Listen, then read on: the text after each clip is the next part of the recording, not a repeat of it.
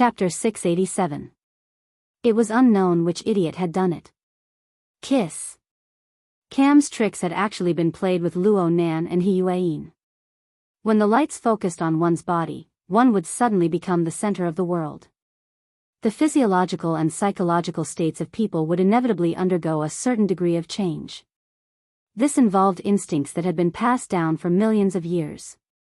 The only difference between people was whether they were more or less used to it. What's more, there were countless people clamoring. They screamed towards the balcony, "Kiss! Kiss! Kiss! Rip! Rip!" From the perspective of the group of people on the rooftop, Hiyuain was undoubtedly a first-rate beauty. Luo Nan could be considered a fresh and tender youth. His beauty was naturally delicious. People were impatient to watch a restricted-level drama. It would be best if they could personally participate. However, the reactions of the two people on the balcony were rather cold. Luo Nan knew that he was a bit nervous and excited right now. His heartbeat had increased a bit, but this was far from enough to shake his mind. He had no intention to ponder over the complex physiological and psychological mechanisms within. He just followed his simple emotions. His fingers faced the strong light and streaked across the rooftop. 99% of the people here are older than me. Sister Yuain, you're actually quite young. You're at least 50% younger than the people here. Why can they be like this, but we have to be like this? Why can they use this method to be happy, but I can't experience it at all? Yes, I can't experience it. In comparison, Mrs. Halder seemed to be a bit more pleasing to the eye. At the very least, she did things with great difficulty. She bore pressure that was unimaginable to outsiders. Luo Nan could understand this method, but he couldn't understand the group of people below him. He tried to place himself in their shoes, but he couldn't find any pleasure. He just felt a bit of envy and jealousy towards that state. Hiyuain's voice didn't change at all under the strong light. On one hand, it's because we can see a level that others are unable to imagine. We can also see the danger that is clearly far away, but it seems to be coming in the blink of an eye. This, actually, Mr. Luo, you can relax and even indulge at any time.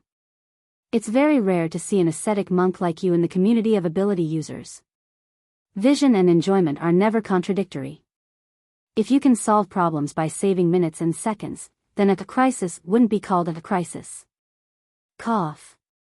A crisis or something, on the other hand, perhaps it's guilt. I feel that I have made mistakes, that I can do better, and that the gap between reality and theory is unforgivable. I want to fill in the gaps and flaws, and then torture myself over and over again. Luo Nan felt that the atmosphere was a bit strange.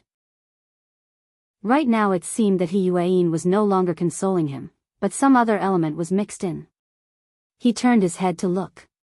Under the strong light, Hiyuain's side profile was fair and pure to the point of being practically flawless. Her calm and reserved bearing was extremely in line with Luo Nan's aesthetics.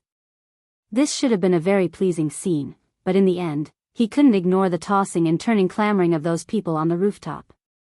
Many people felt disappointed because of Luo Nan and Hiyuain's serious lack of cooperation. For the sake of stirring up the atmosphere, their mouths became more and more unrestrained. Luo Nan could only sigh in regards to this. It's fine if I torture myself, but now this group of people has come. Sister Yuain, right now I feel that letting this group of people play merrily makes my heart feel really bad. So Luo Nan let the few sparks that were leaping in his heart collide with the ointment that continued to accumulate and mutate in the depths of his body and mind. In the blink of an eye, the ointment exploded into flames, burning both inside and out. I've really had enough. Luo Nan muttered to himself. He cast his gaze towards the rooftop once more. Before his eyes was the glaring light and the malevolent and warped faces. His ears were filled with clamorous noise, and his mental sensing network gathered muddy emotions and desires. The three most important sensing channels merged into one, creating a grotesque and dazzling space together.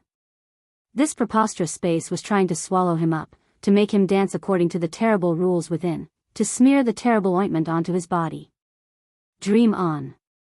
So Luo Nan faced the light and faced the several hundred gazes that were focused on him.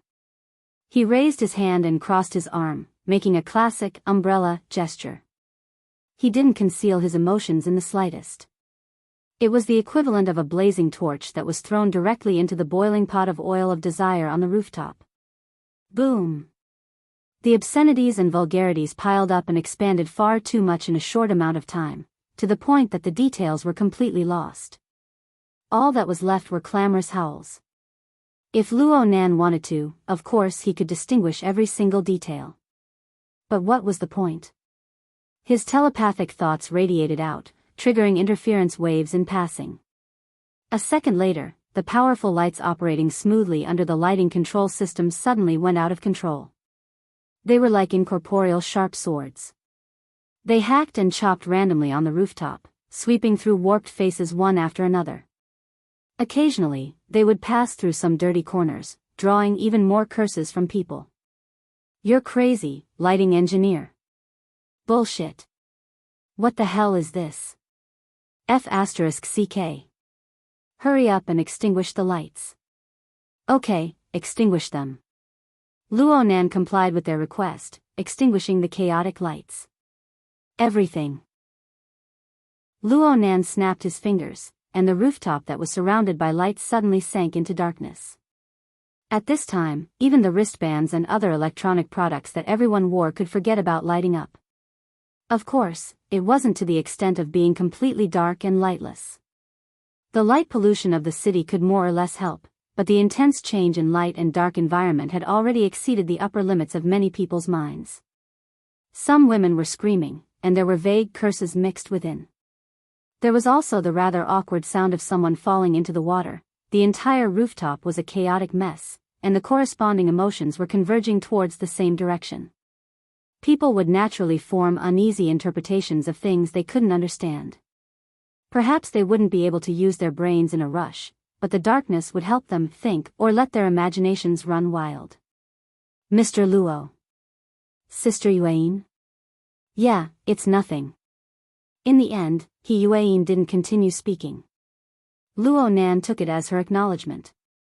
So Luo Nan leaned on the railing with his elbow. He watched everything with interest and a clear conscience. He savored the novel feeling in his heart. Luo Nan had never experienced this sort of situation before. He didn't have a clear goal. He didn't have a definite direction. Perhaps this was just a prank. Speaking of which, what was a prank again? He habitually took this opportunity to reflect a bit. If he analyzed it according to Mrs. Halder's and Ian Lee's masks, then what kind of mask was he using right now? A mask of weakness? Pass. A mask of strength? Plausible but not. A mask of rationality? Come on, where was rationality right now? Luo Nan felt a bit dizzy. This vaguely overlapped with his memories of his early days of secretly drinking with Mo Peng. But when he carefully examined the roots, it was a very new thing. It was like an ignorant and restless existence was born from a corner of his heart. It sprouted and collided with the chaotic reactions of the surroundings, mutually intertwining and absorbing nutrients. Gradually, it became a few basic reactions, taking shape and strengthening. Luo Nan wasn't clear on the specifics, and he didn't want to think too much about it. He felt that this was quite good. It was quite relaxing. He didn't need to think too deeply.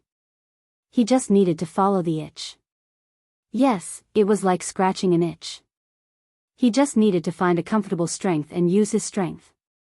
It was also at this moment that the Wraith Sign, who was leading the invasion of the Blood Soul Temple in the Abyss District, seemed to sense the situation over here. It gave Luo Nan a sidelong glance. Luo Nan had never understood this demon. He didn't understand this fellow's reactions at all. He didn't understand where this fellow's actions came from. But right now, with this sudden sidelong glance, Luo Nan was shone upon by the demonic pupils of a different color. He suddenly understood. At least he understood a bit. This chaotic fellow seemed to be very excited. It was precisely this state that was transmitted over to Luo Nan. Luo Nan was able to grasp the information contained within. The Wraith Sign didn't possess intelligence, but it possessed a gluttonous instinct. It could be called aesthetic appreciation. From its perspective, the emotions and desires of living creatures were ingredients. Ingredients were divided into quality and coarse. Cooking techniques were also divided into high and low levels. In its eyes, its master, Luo Nan, was perhaps a savage who only knew how to hunt and gather. Even if he did occasionally plant crops, he did so freely. His harvests were all unprocessed. They were carelessly eaten, and they tasted terrible.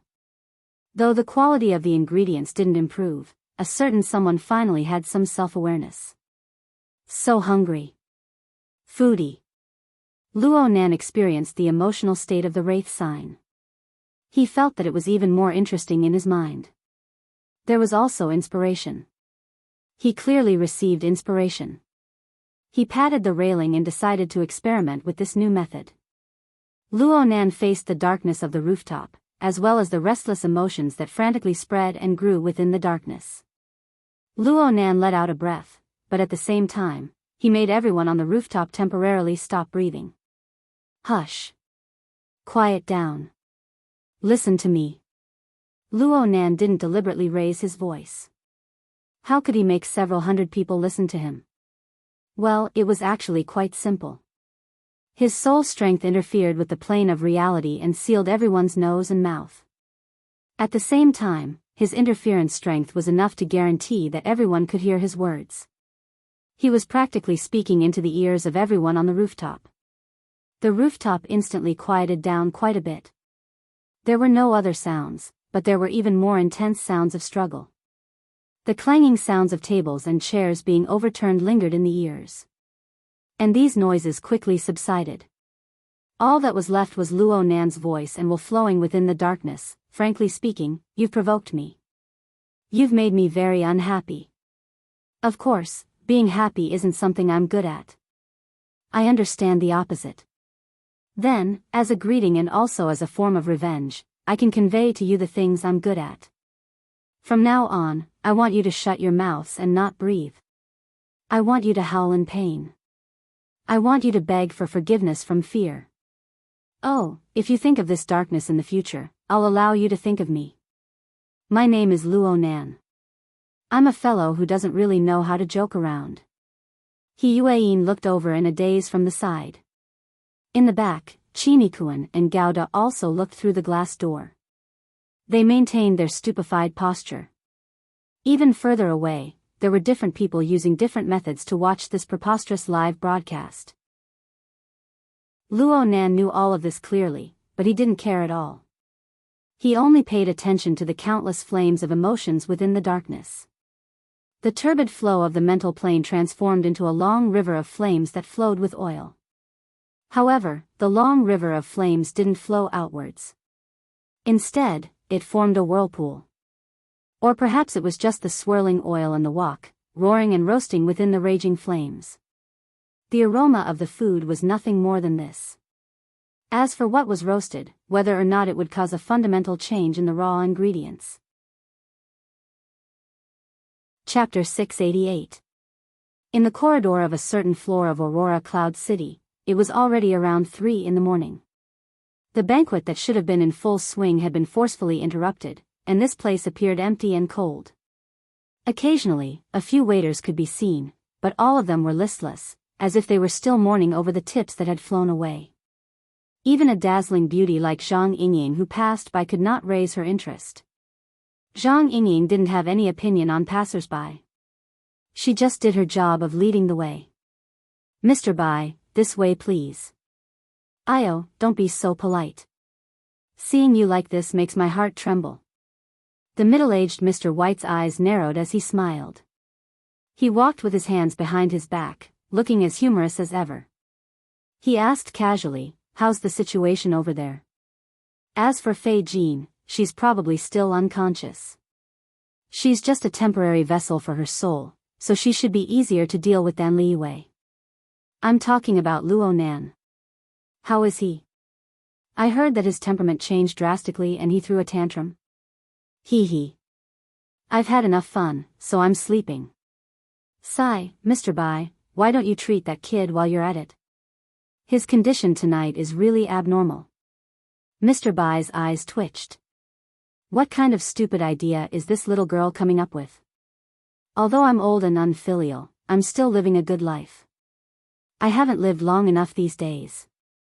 Luo Nan and the others were in the room up ahead. Bamboo Pole was leaning against the wall outside, smoking. He saw Mr. Bai and Zhang Yingying, and he waved his hand from afar as a greeting.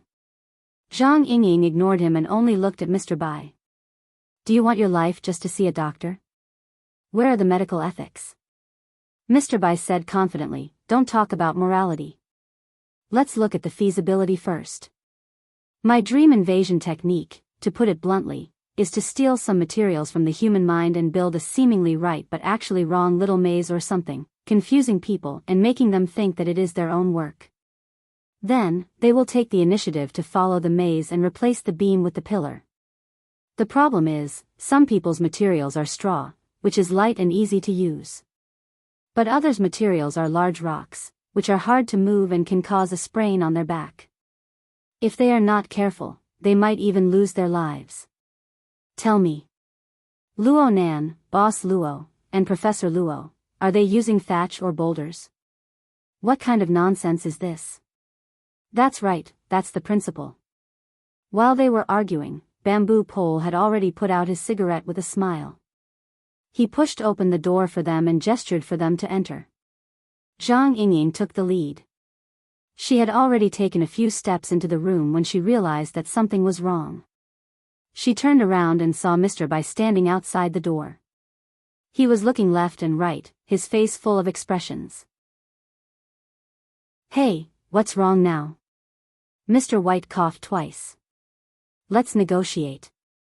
We can examine the carrier, but can we move it out first? Huh? Inside the room, the two bodyguards, Chinikuan and Gauda, stood in a corner. He Yueyin was operating the virtual work area, giving orders to everyone. Hearing the noise, they all raised their heads. At that moment, Mr. Bai's face turned serious. He poked his head into the room again, and his wrinkles appeared on his old face. It's like this. Don't you feel bored? Really? Zhang Yingying blinked. He Yueyin subconsciously shifted her gaze. Luo Nan's body was curled up on the sofa across from her. He was sleeping soundly, facing the backrest. He was completely unresponsive to the sounds of the outside world. At this time, Mr. Bai waved at her. Come out and talk. And you guys. He called out the few people in the room who were awake. At the same time, he called out to the psychic wave network maintenance team of Shangding Building. Help me pull up the interference field diagram of the area. A few seconds later, the relevant results were sent back and shared with Mr. Bai in the mission channel. Look. Right now the room has been turned into a pot of porridge by someone's soul strength. You guys don't even notice a thing? It was as if the dynamic image of the disordered magnetic field lines was fine, but Yueyin's eyes focused on several key data. Her brows unconsciously locked together. Bamboo Pole clapped his hands and said in hindsight, no wonder my smoking addiction flared up. So it was because I wasn't feeling well in the room. My subconscious wanted to come out and take a breather. Zhang Yingying curled her lips at him. Mr. Bai actually nodded in agreement. It's very possible. Vice President He and Ikuan, who have been with that person for a long time, have received an even more intense and direct impact. They are no longer sensitive to the subsequent effects. He Yueyin's gaze pointed straight ahead. Mr. Luo, what's the situation right now? Do you have a clear judgment? He's dreaming. When it came to the field he was most proficient in, Mr. Bai replied straightforwardly, his cerebral cortex should be extremely active. The information stored in his brain region is continuously being excavated and reorganized. Moreover, it is constantly producing new things. Since his soul strength is too powerful, there is a corresponding power radiating out, but he unconsciously controls it. It's fine if he doesn't control it, because the power will naturally scatter. It's precisely because he subconsciously controls it that it forms a meaningful building. Yes, it's popular to call it format right now. You guys have been inside for a long time, and you're also in a clear-headed state, so you're completely unaware. However, if your mind isn't clear and you're in a daze, it's very likely that you'll be pulled into a dream. He has that ability. Zhang Yingying's teeth hurt from listening to this. What kind of situation is this? He Yueyin immediately followed up with a question, will this harm Mr. Luo? Mr. Bai spread his hands. I really don't know. If I had to say, what harm would there be from dreaming? For normal people, this is true, but it might be a different matter for ability users. Basically, I believe that dreaming is a sort of adjustment of one's memories, information, and even emotions. Ability users usually organize the structure of their body and soul appropriately. That's why they rarely dream, or maybe they dream for a very short amount of time. There's a saying that the most powerful have no dreams. This is the reasoning behind it.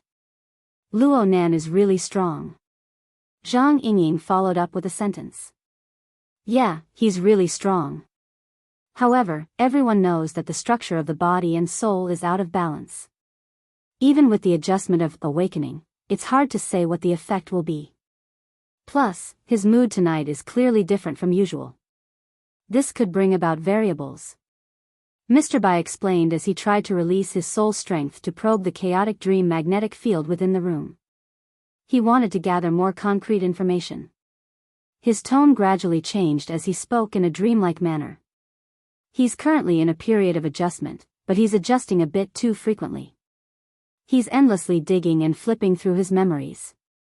Oh, it's like there's a large amount of information continuously stimulating him. This stimulation is very direct, so there are very few logical things, but his nervous system is abnormally excited. Hiss.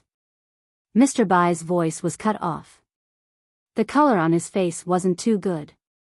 He looked a bit dizzy, like he wanted to vomit but couldn't. He can't go too deep. It's like a whirlpool. Plus, the touch has high temperature and pressure. It might even kill someone.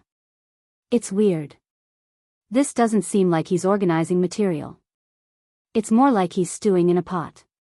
What kind of toy can be stewed? Mr. Bai was on the mental side, and Bamboo Pole was the only other person here. Zhang Yingying turned her head to look at him. Bamboo Pole spread his hands, expressing his helplessness. He was completely blind to the structure of the dream. After all, every profession had its own specialization. Not everyone could be like Luo Nan, who could adjust the frequency of his soul strength at any time and cut into different planes at any time. Bamboo Pole could only offer a suggestion. How about we be a bit more direct and rough? Just wake him up. I've read some information. Being disturbed during the REM period of a dream won't cause too many negative effects. Mr. Bai was a bit hesitant. All relevant theories will be discounted by ability users. Mr. Luo has a precedent of sleepwalking. He Yueyin was referring to the incident with the 2000th miss. Luo Nan was highly nervous. He didn't sleep for dozens of hours in a row. In the end, he was both mentally and physically exhausted. He only fell asleep after injecting drugs. Then he assumed a strange posture in his half-asleep, half-awake state. It was very frightening. He Yueyin wasn't there at the time, but Qi Nikuan and Gauda were there. They nodded their heads in confirmation. Mr. Bai furrowed his brows as he listened. He thought for a bit and walked into the room quietly. He approached Luo Nan and probed Luo Nan's breathing and other vital signs. The others followed him in when they saw him enter the room. How is it? His breathing isn't stable enough. His body's surface temperature is high. His muscle tone is abnormal. It really is a bit of RBD. Oh, it's the characteristics of REM sleep behavior disorder. But a more direct conclusion should be that his skeleton is under a certain amount of pressure. After all, the soul strength in the dream isn't easy to control. Mr. Luo himself doesn't seem to have completely resolved the problem of balance between his body and soul structure. We can't rule out the possibility of losing control and pressurization. Then we need to wake him up as soon as possible. The problem right now is that with his perceptual abilities and his current interference with the surrounding area, He actually hasn't sensed us at all when we surround him and talk. Mr. Bai shook his head with a bitter smile. He could only use the cautiousness of a doctor to make a suggestion. We need to wake him up. But we need to consider the possibility of losing control of his soul strength when the dream collapses. I can try to guide him, but from the current situation, his body's reaction is quite intense. His biological instincts are currently in an active state. The RBD of an ability user really isn't something to be trifled with. We also need to be careful not to let him injure himself. The group of people looked at each other in dismay. They didn't understand much of Mr. Bai's words, but they all understood the meaning of, "I'm not sure." At this time, everyone had already completely forgotten about Fei Jin, who was in the bedroom.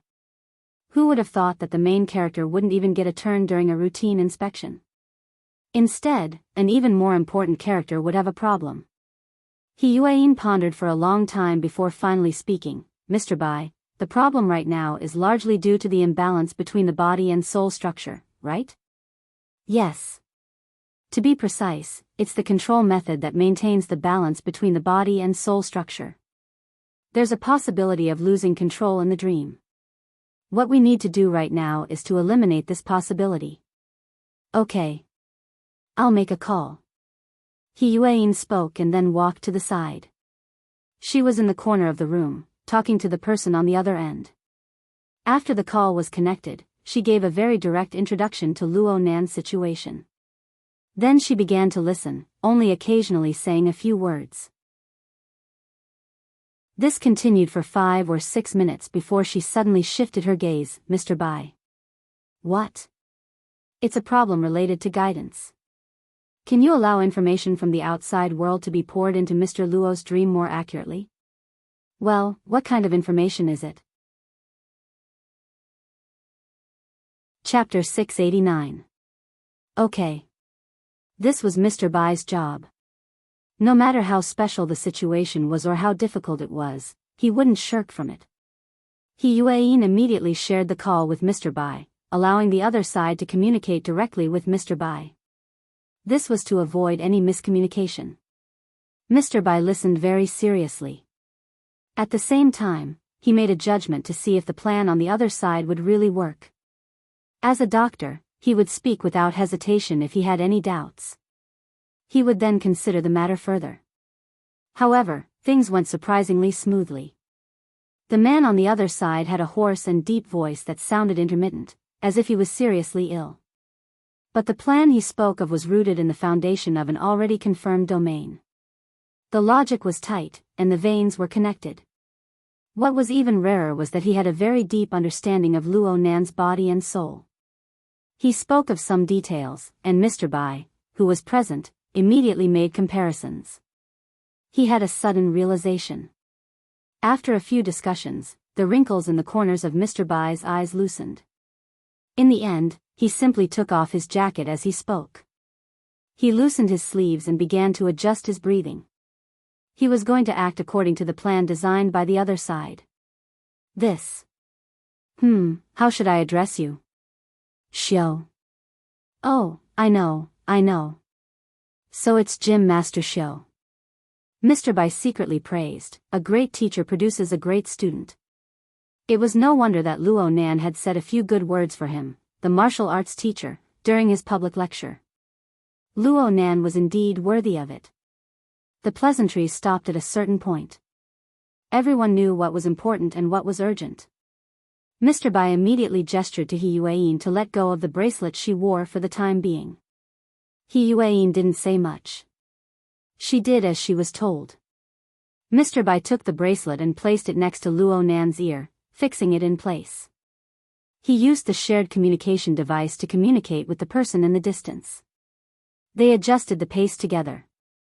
There was no need for him to say anything. The others in the room consciously backed away. They all held their breaths, afraid of disturbing Mr. Bai and Gym Master Xiao's joint treatment. Chinikuan was careful. She pulled guard, and the two of them guarded the door. Chinikuan deliberately went to the bedroom to watch the unconscious Fei Jin and put an end to any possible mishaps. Mr. Bai slowly exhaled. The sound seemed to echo in the silent room. After adjusting his breathing, he softly said, "Hall Master Shio, let's begin." The change did not happen immediately. It was only when Mr. White's voice faded away and the air became still again that a slight vibration appeared. It had a weak effect on the air. Everyone present was an ability user. Their senses were sharp, and they could all hear a wave of low and deep sound coming from the earring. From the sound of it, there seemed to be ups and downs, a rhythm, and a turning point. It felt like there was a clear meaning to it. However, if one tried to identify it carefully, they would not be able to understand the details at all. It was like the chanting of Buddhist scriptures in the temple, which had been reconstructed and recombined in its unique rhythm. Zhang Yingying's eyelids twitched. For some reason, she had some impression of this sound wave, but she couldn't find the source. No matter what, this was not a good time to ask questions. She could only endure and suppress the anxiety of not being able to help at all. She stared at how Mr. Bai was going to deal with this. Mr. Bai's eyes slightly widened. They seemed to be closed yet not closed. His body swayed. He was like an old man in the middle of the night who could fall asleep at any time. And this was the sign of the activation of the dream entrance technique, which he relied on to become famous. His entire body was in a nearly relaxed state, and his soul strength permeated into the surrounding dreamland magnetic field, using it as a medium for the sound wave to vibrate and transmit. What he needed to do next was to ensure that this sound wave maintained its original nature as much as possible during the process of transmission and reception. He wanted to preserve the original message. And because of this, Mr. Bai was able to understand the basic message transmitted by this sound wave from Xiao Xinyu earlier. It was a set of sentences: "My heart is like a prison, my heart is like a furnace, my heart is like a mirror, my heart is like a country." It was as if Luo Nan was wandering through a long and chaotic gallery. Front, back, left, right, and even above his head and below his feet were piled up with paintings of thick ink and heavy colors. Even if they were paintings, Luo Nan wouldn't be able to find a clear concept to correspond with. The color structure of these paintings clearly destroyed ordinary aesthetic perception. Some were abstract, some were filled with metaphors, and some were the direct expression of emotions.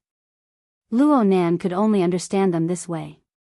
In fact, he didn't understand anything at all.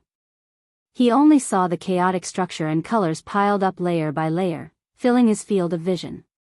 He couldn't sort out a basic logic, but he was also unable to reject the corresponding perception. He could only allow the lowest level of intuition to passively accept all of this. He didn't care whether or not it would cause a misunderstanding. He just wanted to swallow it whole. The problem was that this gallery was really too big, and it didn't give him any sense of direction. There was only an endless pile of paintings.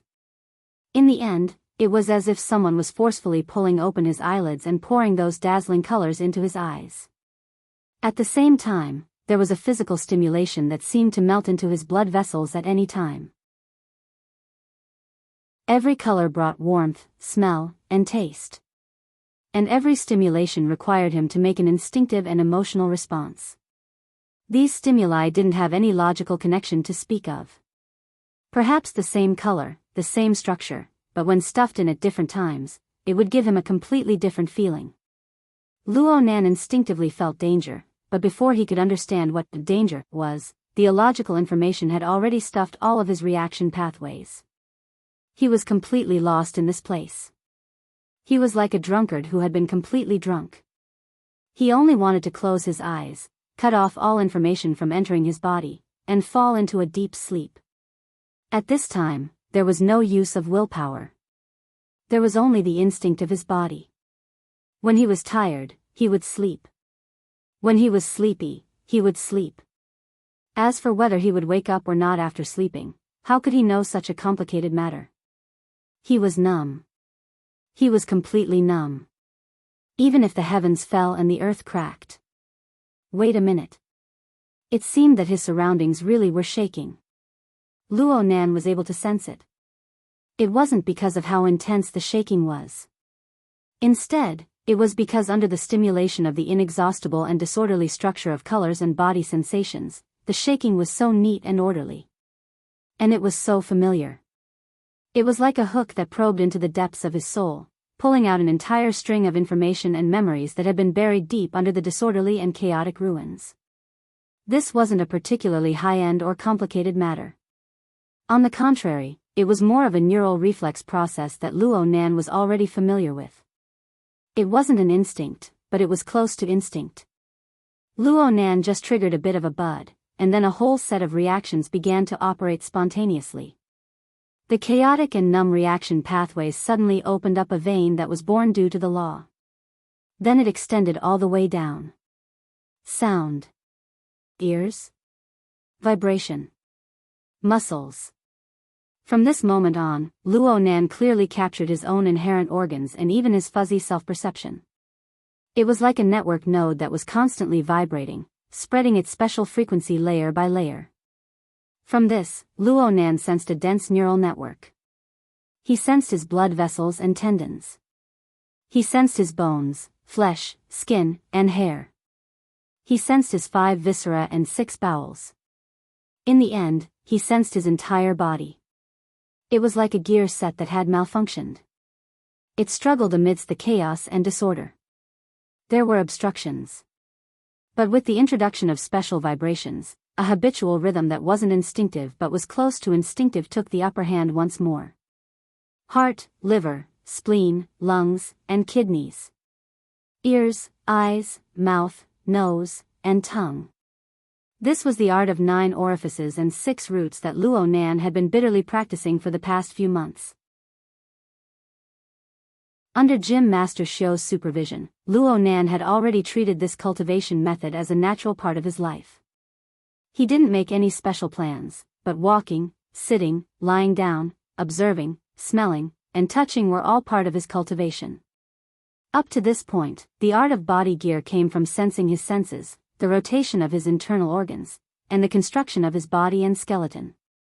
It was meaningless to emphasize the exquisiteness of the art of 9 orifices and 6 roots under these circumstances.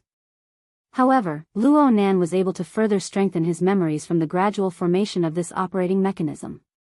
At the same time, he dug out the foundation of the laws and rules of his life. His consciousness, which was still operating with difficulty, formed a short but clear and correct logic. With the body gear, there should be a corresponding God gear. The body gear and God gear interacted with each other through coupling, forming the rules and order of his body and soul structure. God gear. God gear. The order of soul strength on the mental plane. The clattering sound of chains rang out. There seemed to be someone whispering into Luo Nan's ear amidst the unique rhythm. It was a familiar rhythm. It was a familiar abbreviation. Even if there were some distortions, Luo Nan was still able to analyze the information within. My heart is like a prison. My heart is like a furnace. My heart is like a mirror. My heart is like a country. The 16-word chant that originated from his grandfather took root in Luo Nan's body, soul, and neural network. Then it touched upon the mental plane and soul strength. Luo Nan's body and soul structure were slowly and firmly changed through 5 years of pure and extreme experimentation with drugs on his own body. It wasn't Luo Nan's innate talent, but it clearly showed the most essential rules and order of his existence. He was born as a human. Order was the cornerstone of his existence. It was the most precious thing. When Luo Nan had this realization in his mind, the heavily chained crow emerged from nothingness. It came from the depths of his heart, causing his body's prison format to manifest clearly. It acted internally. The coupling interference of the body gear and God gear returned to stability. A domain of rules was drawn for Luo Nan. It acted externally. The Wraith sign. Luo Nan's willpower and emotions exploded at the same time. Your King rebelling. Right now, Luo Nan was like a fisherman steering a boat on the surface of a hurricane. The body and soul system constructed by the laws was like a small dinghy. It carried him up and down within the boundless and chaotic storm of emotions and desires. He could be annihilated at any time. But even so, he still projected the heavily chained crow. He used the other end to firmly lock that malevolent and incorporeal wraith. He had to get to the bottom of this no matter what. What is this fellow doing in the end? The Wraith sign appeared within the boundless elements of chaos. Unexpectedly, the Wraith only curled up under the binding of the heavily chained crow. It was dispirited and listless. It didn't show any signs of resistance or backlash. But even so, there was still violent and berserk energy radiating from its body. It forcibly passed through the heavily chained crow that was designed as a one-way channel. It transmitted a terrifying, high temperature that could burn the soul. Chapter 690. Luo Nan had already firmly controlled the Wraith sign. The heavily chained crow's control over this demon was no different from any of the previous times. The Wraith sign was indeed obedient. There really wasn't any rebellious situation. The Wraith sign was still the Wraith sign, but the wave after wave of high temperature was real. Now Luo Nan knew that this was a crazy storm of emotions and desires. Its intensity directly crushed the stone forest and magma lake of the Blood Soul Temple in the Abyss region. It was larger, more restless, more extreme. So Luo Nan compared it to a hurricane wreaking havoc in the ocean. The obvious truth was that this power originated from the Wraith sign. It originated from the chaotic and disorderly main body of the Wraith sign. It was just that Luo Nan had never understood it. It wasn't something that could be understood. Using reason to touch emotions and desires was basically like a chicken talking to a duck. One would never be able to feel its power. It was just like how the cloud world and the local spacetime were separated by a thin and hazy membrane of spacetime. It was enough to make the billions of people on the planet turn a blind eye to it. The Abyss region and the plane of reality were muddled together in a certain sense, but they coexisted peacefully under the natural mode of the mental and the material. Now Luo Nan personally experienced the burning power of emotions and desires. He knew how to interpret it, and this membrane was pierced through. The power of another dimension was truly transmitted over. The transmission of this power was the unceasingly rising temperature of the heavily chained crow. It posed a more fundamental question to Luo Nan. The heavily chained crow clearly controlled the Wraith sign. Why couldn't it control the power within the Wraith sign's body? There seemed to be some sort of difference between the Wraith sign and the power of the Wraith sign. As for where the difference was. Crackle. The high temperature and pressure transmission of the heavily chained crow formed an even more direct stimulation and threat to the structure of Luo Nan's body and soul. Luo Nan himself didn't know how to deal with it, but a certain element within his brain reacted a step ahead. The external neuron, this special creation, suddenly became lively. It continued to radiate bright and splendid electric flames. Right. Speaking of which, the external neuron was attached to the heavily chained crow. It was connected to Luo Nan's self-format. How could the Wraith sign's powerful transmission of berserk energy not stimulate it? This was great.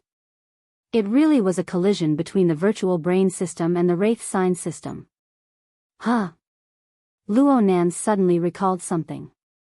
His mind temporarily moved away from the Wraith sign and entered the virtual brain interface. As expected, the changes in the outside world were timely reflected in this magical visual interface, and the extent of the changes was beyond imagination. At the center of the virtual brain interface, inside the outline of the virtual brain that looked like a cluster of galaxies, billions of stars were gathered. However, they were flashing at different frequencies. Their positions were even shifting, showing unprecedented turbulence, as if they were experiencing an unexpected interstellar storm. The mysterious structure of the character, I, that was hidden inside, on the other hand, still maintained the same sense of order and hierarchy.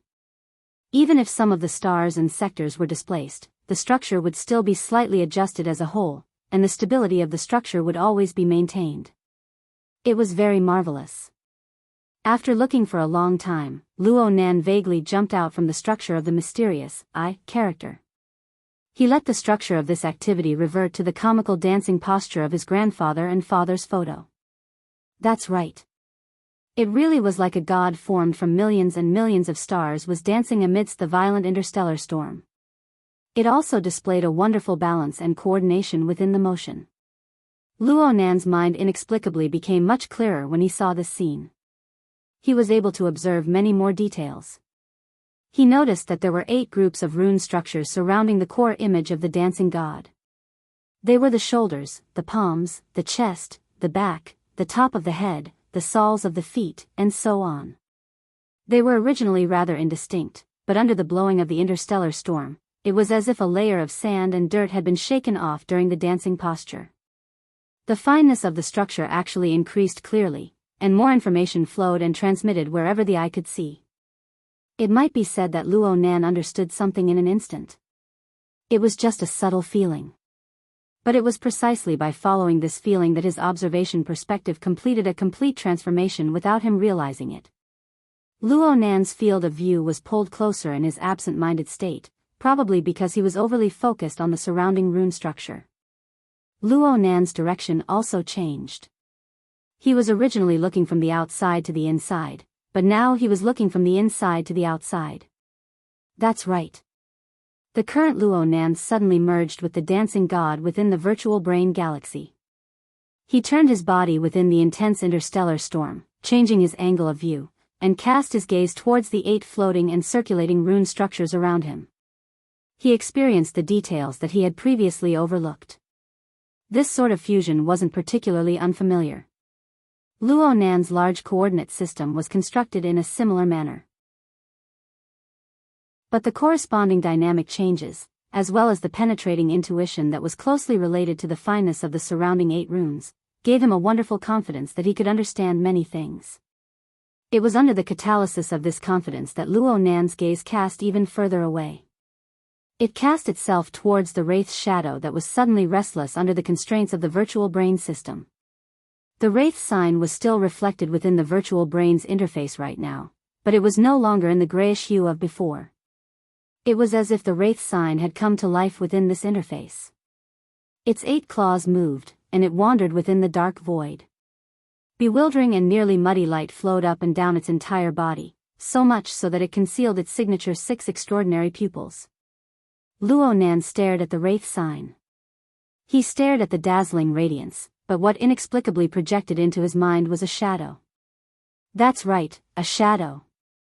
If one only lowered their head to look, they would only be able to see the grayish silhouette of this nothingness. No matter how much one studied it, it would be the same. But if one were to shift their thoughts and shift their gaze, one would be able to see the standing tree that the shadow was clinging to. If one walked further up, one would be able to trace the source of the radiant radiance, and one would be able to see an incomparably enormous fireball. Luo Nan's thoughts came to a standstill for a moment before he was able to continue his understanding. It was a sun that erupted with high-temperature jets at all times. It silently rolled within the abyss of the distant spacetime. It surged with scorching heat, but it was negligible in comparison to its own power. It passed through some sort of opaque frame substance to finally form the wraith sign. A certain shadow that reflected a portion of the wraith sign structure and a deeper essence. The thing reflected by the wraith sign was very grand, but it was precisely because of this that it set off its lowly nature all the more. Forgive Luo Nan for describing it this way, for he simply did not know how this understanding came to be. It was as if there was a large amount of secret information that truly existed, yet it was hard to perceive. The information blended together with a special logic to form an answer in his mind. This was, without a doubt, a cognitive process that allowed him to directly pry into the secrets of heaven. Luo Nan was willing to maintain his muddled state, to sever this cognitive vein. Child of the Order of Justice once said, "Observation is order, and order is truth." This referred to the cognitive process itself. It was a transformation of the external world by the self-format. Luo Nan had once taught a class and changed these words. He used them to describe the prison theory on the mental plane. The scale was a bit larger. Contact was invasion. This description was certainly very refreshing when used on the strong. But the problem was that all effects were two-way. If Luo Nan did not know all of this, he would have remained in a state of ignorance towards the essence of the wraith sign and the source of its energy. He would not have experienced the storm of emotions and desires. He would have been an insulator. All he needed to do was fiddle with the low-end little shadow that was the wraith sign every day. But now, Due to various lucky coincidences and the upgrade of some cognitive abilities that he did not understand at all, he was actually able to see through the phenomenon to see the essence. He was able to open up an entire meridian. At the same time, he also understood how to connect with the power of emotions and desires. As a result, all the obstacles in this path were completely shattered. The terrifying storm that came from the distant abyss of spacetime descended with a rumble. It was as if a red-hot iron needle had been inserted into Luo Nan's brain at this moment. The needle was none other than the external neuron that could bear a sudden increase in pressure. Fortunately, this marvelous creation roamed between the mental plane and the material plane. It possessed its own set of operating mechanisms. When the pressure it bore exceeded a certain threshold, its existence on the material plane would instantly approach zero, avoiding direct damage to Luo Nan's brain tissue. But the pressure Luo Nan endured did not decrease at all. The virtual brain interface faithfully projected the terrifying power from the distant abyss of spacetime. The millions and millions of stars in the central region were instantly engulfed by the powerful stream of rays that was like a supernova explosion. There was a moment when Luo Nan practically believed that his fleshly body and soul were about to vaporize in an instant. A ruptured blankness appeared in his thoughts. It seemed that this blankness would extend forever. But Luo Nan inexplicably passed through this rupture zone a few seconds later. He woke up from his muddle-headed state, and he discovered to his surprise that his consciousness still had room to move about. He still had leeway to operate and control. Though the millions and millions of stars on the central planet endlessly swayed and flickered, shifting and deforming, the mystical, character that served as the main structure still maintained a relatively stable dynamic equilibrium. At the same time, the rattling and trembling sounds were like millions of wind chimes. They rapidly vibrated within the storm, yet they maintained a sweet-sounding timbre from beginning to end, revealing their extraordinarily stable structure. The vibrating sound actually came from the heavily chained crow. It pierced through the void where the energy storm wreaked havoc. It also pierced through the millions and millions of stars, becoming the skeleton, meridians, blood vessels, and nerves of the dancing god. The chain shuttled back and forth, interweaving densely. Though it trembled within the high-temperature and high-pressure storm, it did not deform. It was both a binding cage and an indestructible fortress. In addition, it guarded the surprisingly stable valve at the end of the passageway. Yes, if the terrifying storm from the distant abyss of spacetime was truly allowed to descend, then even if there were 100, 1,000, or even 10,000 Luo Nans, they would all be turned to dust in an instant. But without a doubt, the heavily chained crow belonged to the unidirectional channel design. It was constructed from the firm and pure laws, forming a true insulator. It was like a large sluice, firmly blocking the majority of the terrifying storm's impact. It also protected Luo Nan's core consciousness and fundamental format. Hold on. Since there was such a large sluice, why was there still such a powerful storm leaking out? Luo Nan could only search for the reason from his own body. He didn't have any flaws when it came to the construction of his rational format. But in another domain, on the level of emotions and desires that he had just experienced, he was completely defenseless. Yes, this was the primer. It was also the gap and the crack. What the heck was this? Luo Nan didn't know whether or not he should seriously criticize himself. But right now, there was a more acute and direct problem. This terrifying storm that came from the distant abyss of spacetime was endlessly penetrating through the gap and crack in his passageway. It was expanding to an even wider area. If the storm directly reached the plane of reality, how many people in the world would be like him, protected by the insulating fortress valve? Luo Nan shuddered when he considered this situation. He struggled, wanting to do something, but soon he discovered a phenomenon. This terrifying storm didn't seem to directly reach the plane of reality. Instead, it spread out from an unexpected region. Chapter 691. Mr. Bai compared the interference value of the psychic wave network and repeatedly sized up Luo Nan's state. In the end, he let out a long breath and took back the wristband from Luo Nan's ear. He returned it to He Yueyin and made an okay gesture. More or less. I can basically confirm that he has left the REM phase. Although his brain is still active, the order is increasing. He can wake up at any time. His face looks quite red. It should be the remnants of the dream stimulation. It might even be a wet dream. Mr. Bai casually joked. Zhang Yingying curled her lips, but He Yueyin didn't respond at all. She just hung up the wristband. Huh. Mr. Bai actually wanted to communicate with Gym Master Xiu, but he didn't expect He Yueyin to just hang up without saying any polite words. At this time, He Yueyin lightly touched her ear. It looked like she was communicating on the psychic wave network.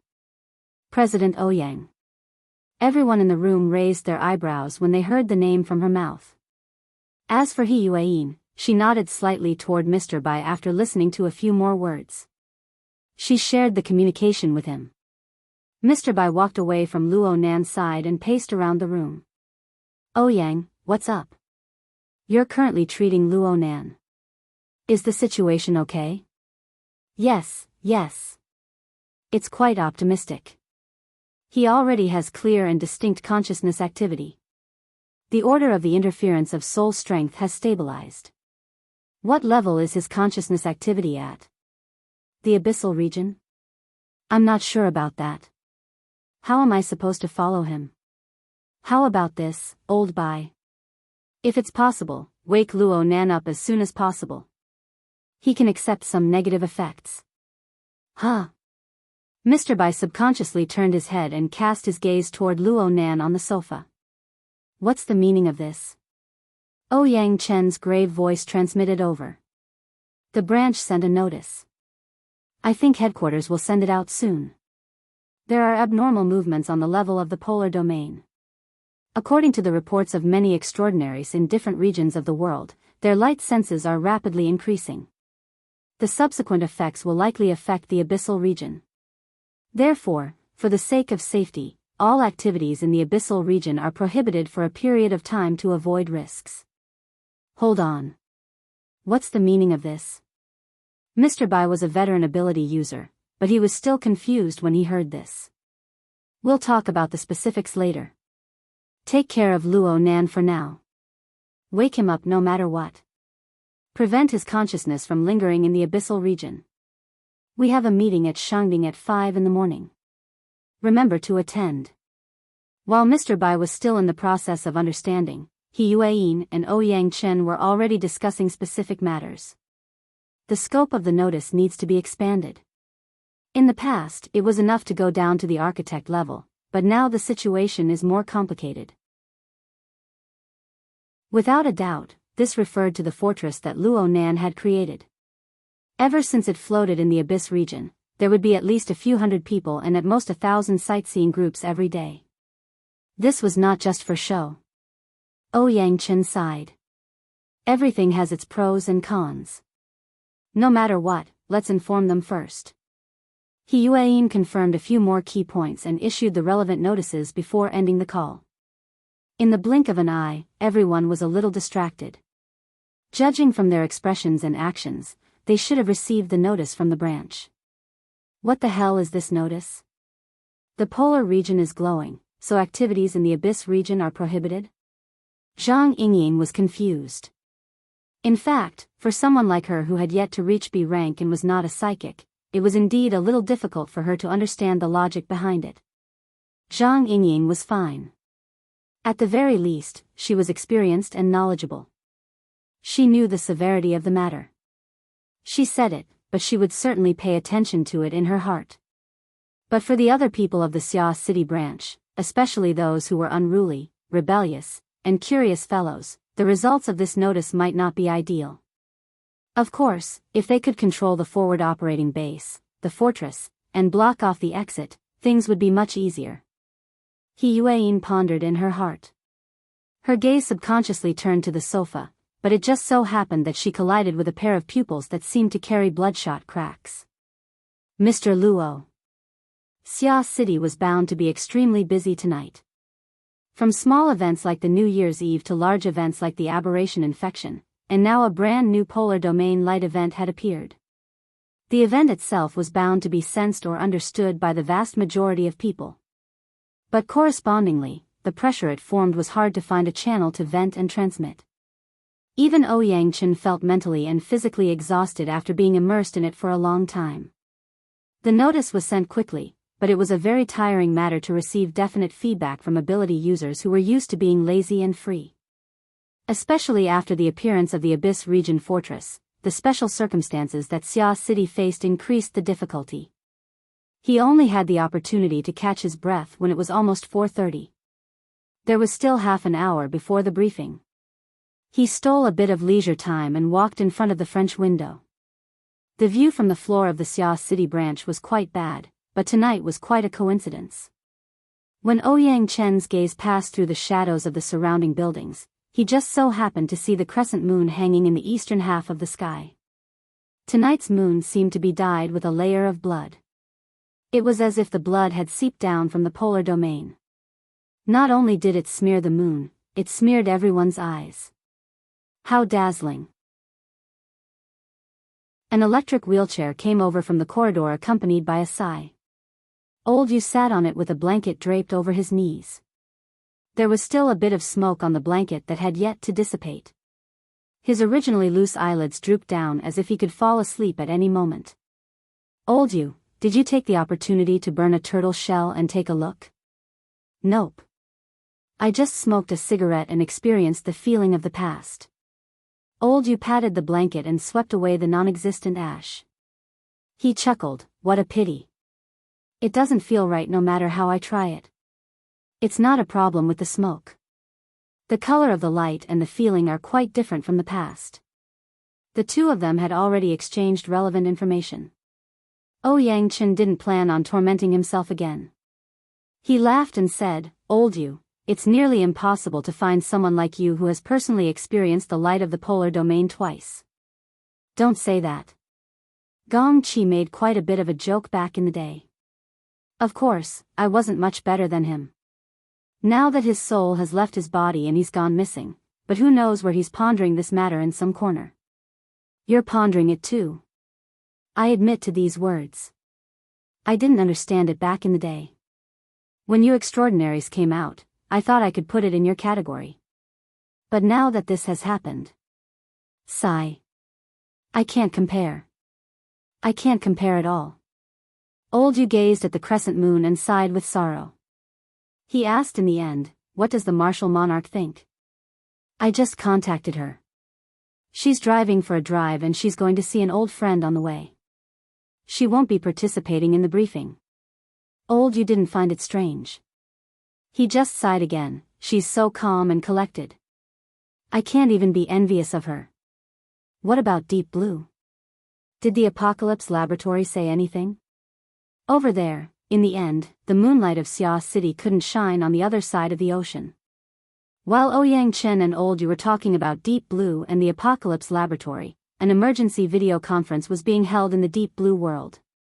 The topic of discussion was none other than the light of the polar domain. However, compared to Ouyang Chen and Old Yu, the information they received was more comprehensive and more mysterious. Xiong Gumao confirmed at Ceres base that he felt the polar domain's luminosity rapidly increase. I've already consulted Europa's preliminary base. Commander Joseph confirmed that he felt the light of the polar domain phenomenon. 800 million kilometers. Wang Yu rubbed her cheeks and tried to change her expression. Oh, there's also the Deep Blue world. Thank you to the 4 extraordinaires who attended the conference at the last minute. The information provided by everyone has allowed us to confirm that the so-called light of the polar domain really does have the property of being unfathomable. The 4 extraordinaires who were located in different regions of the Deep Blue world and engaged in exploratory activities projected their images into the conference center. They were either smiling or indifferent, but all of them maintained a strong curiosity towards the series of information. Wang Yu maintained a proper posture and tone. The biggest news in the world this year has been released. However, forgive me for being a commoner.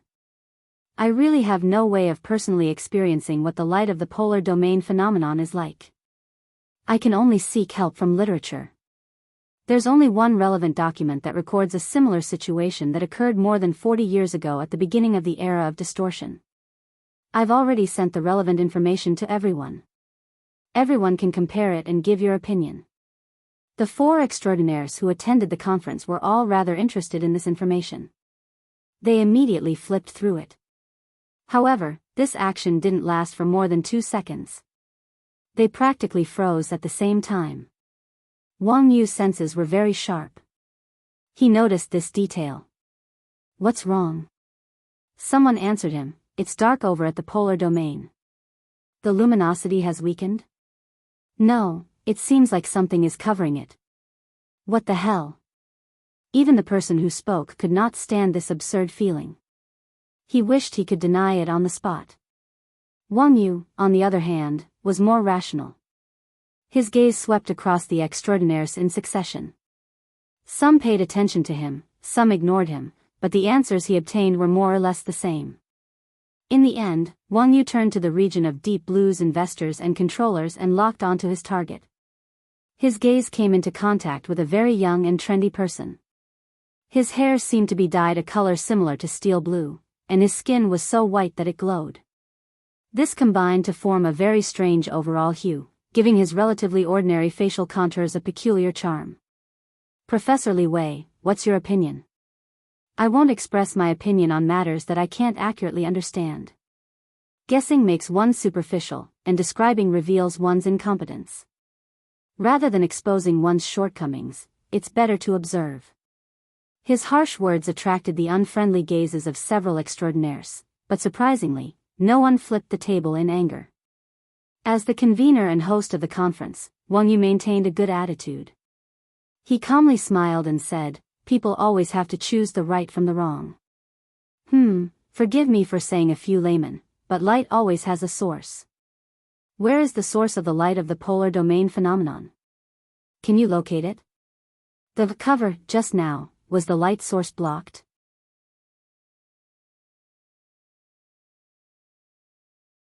Chapter 692. The briefing conference convened at the Shangbing building was about to begin. Most of the architect-level powerhouses in Xia City were present at the conference. The conference had yet to officially begin, but the latest situation in the polar domain had already changed. It was unknown how many people's heads were stuffed with the absurd reality of darkness and light. What had originally been a private conversation between Ouyang Chen and Old Yu had already turned into a large discussion with many people participating. The chatter was endless, and everyone had their own opinions. The discussion only came to an end when Yueyin and her group rushed back from Aurora Cloud City. Gao Meng was the first to cry out when he saw Yueyin and the others push open the door and enter. Hey, where's Boss Luo? Gao Meng had been happily cooperating with Luo Nan for many days now. In his mind, Luo Nan was a super genius that appeared once in 100 years. Therefore, he wanted to know Luo Nan's opinion on this matter. But Yueyin and Bamboo Pole were the only ones who came. The most important thing was that Luo Nan was nowhere to be seen. Mr. Bai was also nowhere to be seen. Mr. Luo's grandfather is critically ill. The hospital has already issued a notice of critical illness. He has already rushed over. Mr. Bai is an expert in soul science and related pathology, so he has gone to help as well. Gao Meng went, oh my, but he was unable to say anything else. Yueyin looked around and discovered that people were missing. Her Majesty Empress Wu isn't here. Naturally, Ouyang Chen was the one to explain this. Gao Meng was a straightforward person. He clapped his hands and said, this is great. The 2 people who are most likely to have fantastic ideas aren't here. Let's just stare at the information and make blind guesses. The people present were all used to this. They didn't mind hearing this. They just roared with laughter. There were currently a total of 10 people in the conference room, and there were a total of 15 people who were above the architect rank in Xia City. Aside from Her Majesty Empress Wu, Luo Nan, and Mr. Bai, there were also the Horned Demons and Crag Burst who were currently wandering in the wilderness. And so, everyone was present. But when Ouyang Chen saw the ratio of the fleshly side to the mental side in the conference room, he could only agree with Gao Meng's explanation. He spoke in a chatty tone, I'll explain the matter first. Then everyone can discuss it. Anhai Sanatorium was located in the outskirts of Xia City. It was early in the morning, but there were parts of the emergency center upstairs that were brightly lit. Emergency treatment was being carried out for an elderly patient who was at high risk. At this hour, the recuperation center was spacious and empty. There was almost no one around, and most of the lights were off. There were only a few cars parked in the parking area below the emergency medical center. They belonged to the doctors and staff who were on duty who participated in the emergency treatment. In the meantime, there was a civilian version of the SUV, which also turned off its engine and quietly parked at the edge of the parking area. However, there was another person in the car. He was sitting in the driver's seat, holding a Coke cup in his left hand and a bucket of fried chicken in his right. He was munching away happily. In the meantime, an aircraft flew through the night sky and landed directly on the lawn next to the emergency center. A group of people hurriedly got off and ran into the building. The people in the car didn't even raise their heads, but they knew that it was Luo Yuandao's daughter's family. This high-speed aircraft was transferred through the branch's resources. However, this aircraft came directly from the Nader district, so Luo Nan wasn't on it. He needed to hurry over from the Pingjiang district on the other side of Xia City. Of course, Luo Nan's telepathic thoughts had arrived a long time ago. It was just that his thoughts were projected toward the emergency room. He didn't have the time to care about the cats and dogs in the corner. TCH. I, the one with the surname Jean, have fallen to the level of a cat and dog. Speaking of which, do you know that there's someone playing hide and seek in the emergency room? The driver with the surname Jean cracked a smile, revealing his sharp teeth and crushed bones and flesh. The rumbling of an engine came closer at this time. A flying car flew through the spacious hospital area at a speed of over 300 kilometers per hour. It finally braked and drifted, spinning as it stopped below the emergency center. The car hadn't even come to a complete stop when Luo Nan pushed open the car door and jumped out. He rushed onto the porch in 2 steps. By the time Mr. Bai got out of the car, Luo Nan had fallen nearly 20 meters behind. He saw that he was about to crash into the building, but his wristband vibrated at this time. Luo Nan instinctively assumed that it was his aunt at this time. He immediately connected. "I'm already here," Shui Lei's urgent and resonant voice poured into his ears. "Nanster, the gym master's old injuries have relapsed. He's being sent to the hospital right now. I've consulted with the branch. They recommended sending him to Anhai Sanatorium. They say that it's more convenient to treat him there. I remember that your grandfather is over there. Do you know him better?" Luo Nan stopped in his tracks in shock. "Gym master?" Luo Nan had just gone through a few rounds of baptism. His brain was a bit lacking for a time. He was stupefied on the spot, unable to come back to his senses for a long time. The windows of the civilian SUV in the parking area were tightly shut, and they were separated by 100 meters. But driver Jin's 5 senses and 6 senses were out of this world. He didn't miss a single bit of the corresponding unforeseen event. He began to chuckle, and his mouth chewed with even more gusto. Yep, he didn't have any evil intentions. He was just taking joy in Luo Nan's misfortune. In the end, Luo Nan still went inside. Soon, the emergency center's front building recovered its tranquility. Driver Jean finished off the chicken leg and cola in his hand. He let out a yawn and fell back. The car's AI considerately lowered the back of the chair for him, and he prepared to take a good nap. In the meantime, another rescue shuttle came over to transfer the patient. It was probably Gym Master Shou. Driver Jean knew this person. He was a genius for being able to live this long due to the great collapse of the genetic plane. At the very least, Driver Jean could empathize with Gym Master Shou. Driver Jean raised his eyelids, but he didn't completely open them in the end. He just spat out a stream of hot air from his nostrils. It seemed like he was sneering and sighing. Then the hospital area recovered its tranquility. But not long after, the sound of knocking on the car window rang out. A tall woman stood next to the passenger window. She wore the hospital's trademark white coat. The length was just right, but it appeared a bit loose. That fast? Driver Jean got up and opened the car door to let the woman get in. The smell of disinfectant assaulted their nostrils. It was hard to describe with words the smell of roast chicken that filled the car. What are you wearing that for? Driver Jean grumbled and opened the car window. The woman in the passenger seat snapped her fingers.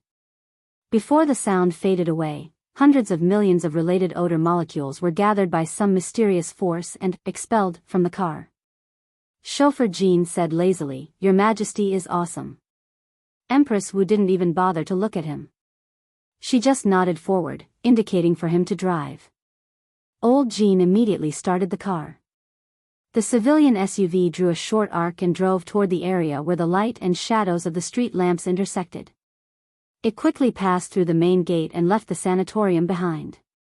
On the way, driver Jean couldn't help but feel a bit curious. That old man Luo, after you gave him a breath of immortal qi, he should be able to hold on for another year and a half, right? Not necessarily. If he waves the cloak 2 more times like this, even if a god really descends, he won't be able to be saved. Wu Jiong took off his white coat unhurriedly, hooked a corner of it, and let it out the window. The high-speed airflow blew the white coat up. If one didn't care about the details, it really did look like a cloak fluttering in the wind. Hey, do you have any sense of civility? I can't care anymore. As he spoke, the white coat was blown away from his fingers and flew into the distance, quickly disappearing into the darkness. Although it's already tattered and too heavy, I still hope that someone can catch it, and buy us some time. You're counting on his grandson? Hee, unreliable. If he jumps like this now, what will happen in the future? If it's that kid, if he's not as unlucky as you, I hope he jumps better and better. Even if he can't be a cloak, he can still be a shield. However, fate is ultimately uncontrollable. It's like a beam of light that escapes. Who knows if it will be annihilated and assimilated in the vast cosmos?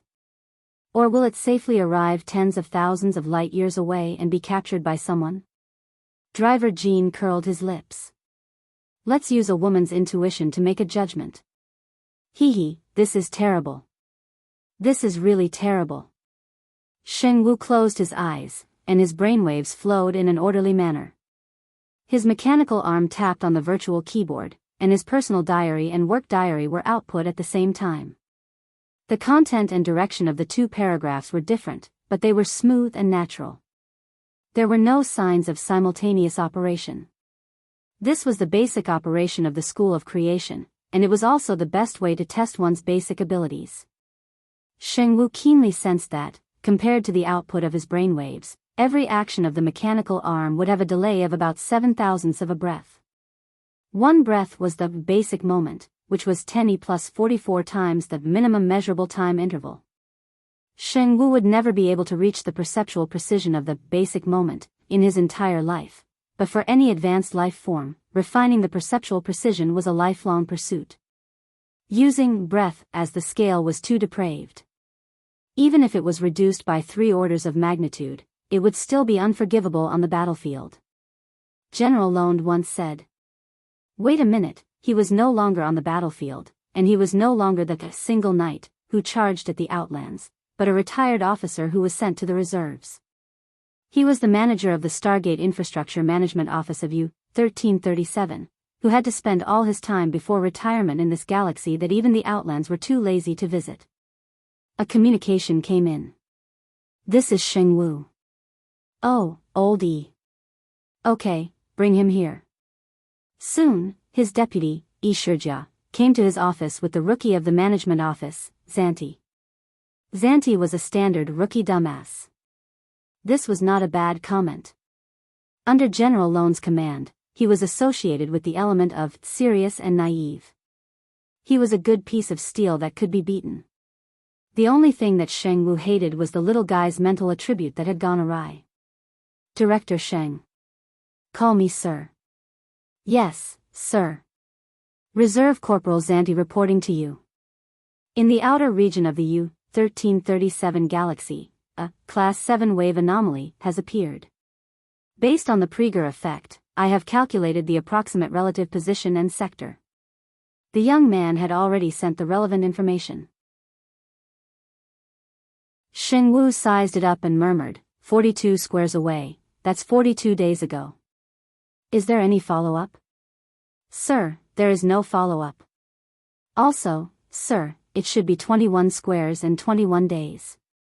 We have changed the standard units of the heavens to connect with the various systems of the divine kingdom. There was a moment of silence in the office, and then Xing Wu said pleasantly, you are right, old habits have not been changed.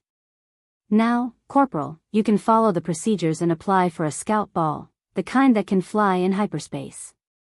Calculating at the highest speed, in about 5 Pantheon years later, before your 20th birthday, you will receive the most detailed results.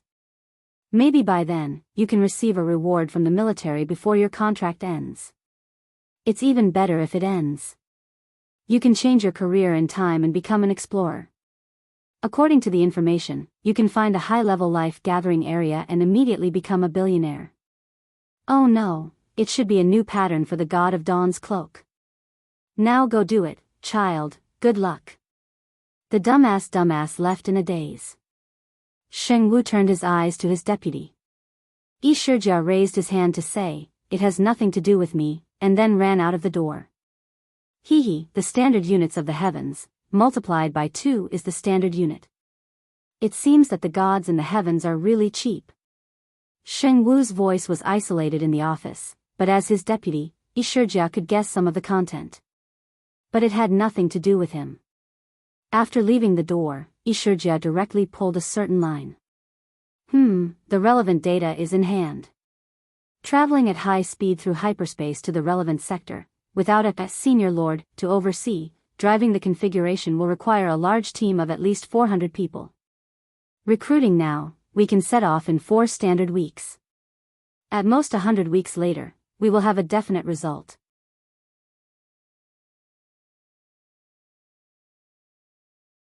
Chapter 693. Cat Eyes had a dream. He dreamed that she was crawling on a large net made of long metal chains.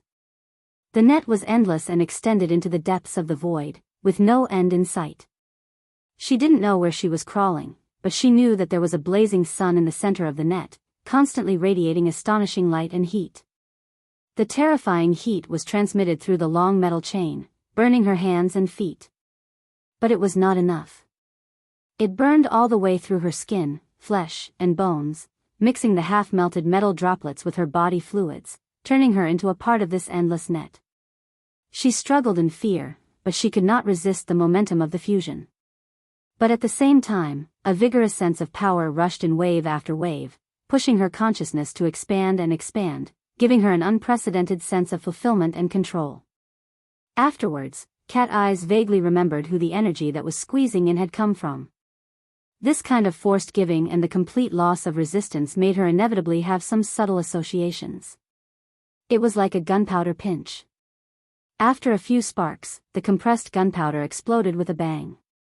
This was different from the external pressure. This was an impulse that originated from Cat Eyes herself. The explosion was not a destructive shockwave, but a poisonous fire that rapidly set a prairie ablaze. It burned through every corner of her body, both inside and out. Cat Eyes let out a hiss as she suddenly woke up with a start.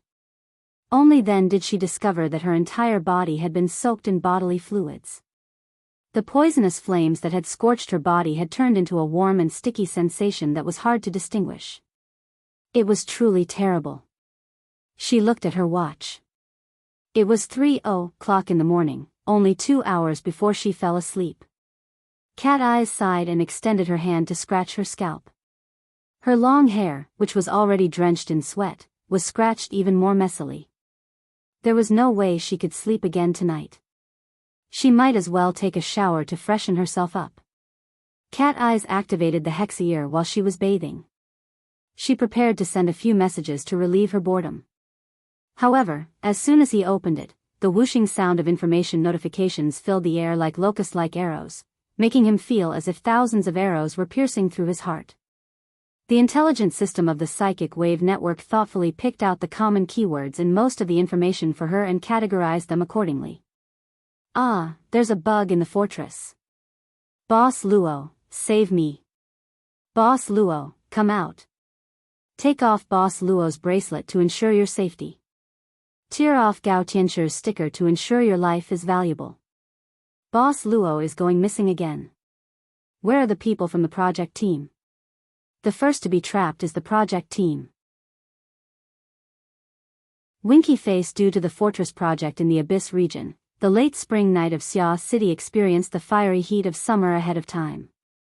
Several hundred people were in a chaotic mess, alarming Gao Meng, Mr. White, and other veteran B-rank powerhouses. They tossed and turned, but the most important figures had disappeared without a trace in the darkness of the night. The first time this happened, it was horrifying. The second time, it was painful. The third time, it was sullen. The fourth time, the fifth time, the sixth time, and even the countless times, it was completely numb. Cat Eyes entered the friend group established by Luo Nan. It clearly displayed that the group owner was not in the service area. However, most of the other group members were still awake. Bamboo Pole, who was currently trapped in the fortress, barely managed to send a voice transmission. His voice was full of resentment. Boss Luo got away again. What are you security guards doing? Hee, do I have to emphasize it again? Right now, we live on as sparring partners.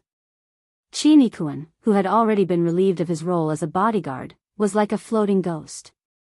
Shui Lei, who always had a stable schedule, was woken up. He provided outdated information. In the afternoon, he went to the sanatorium to see Grandpa Luo and the gym master. He even practiced Sans Ho with me. You didn't break his legs? Shui Lei felt wronged. Right now, he's most proficient in speed and control. The photoelectric leg and the illusory magnetic field are simply amazing. What a crappy name. It's not like I came up with it, Brother Papercut. Seeing that the topic was about to stray to the other side of the Pacific Ocean, the always calm Bamboo Pole was truly enraged. I'm about to be squeezed dry. Is this the time to discuss dogs' hit names? What happened next? Where did he go next? I asked Brother Red Fox. Nanster trained with Brother Red Fox. Yes, he learned city tracking and anti-tracking techniques with me. We walked to the orphanage in the Forest Wall district on foot. We practiced midway, then I went back. Dean Wan? Oh, he's not in the group. Where's Dean Wan's eldest disciple? Little Xie?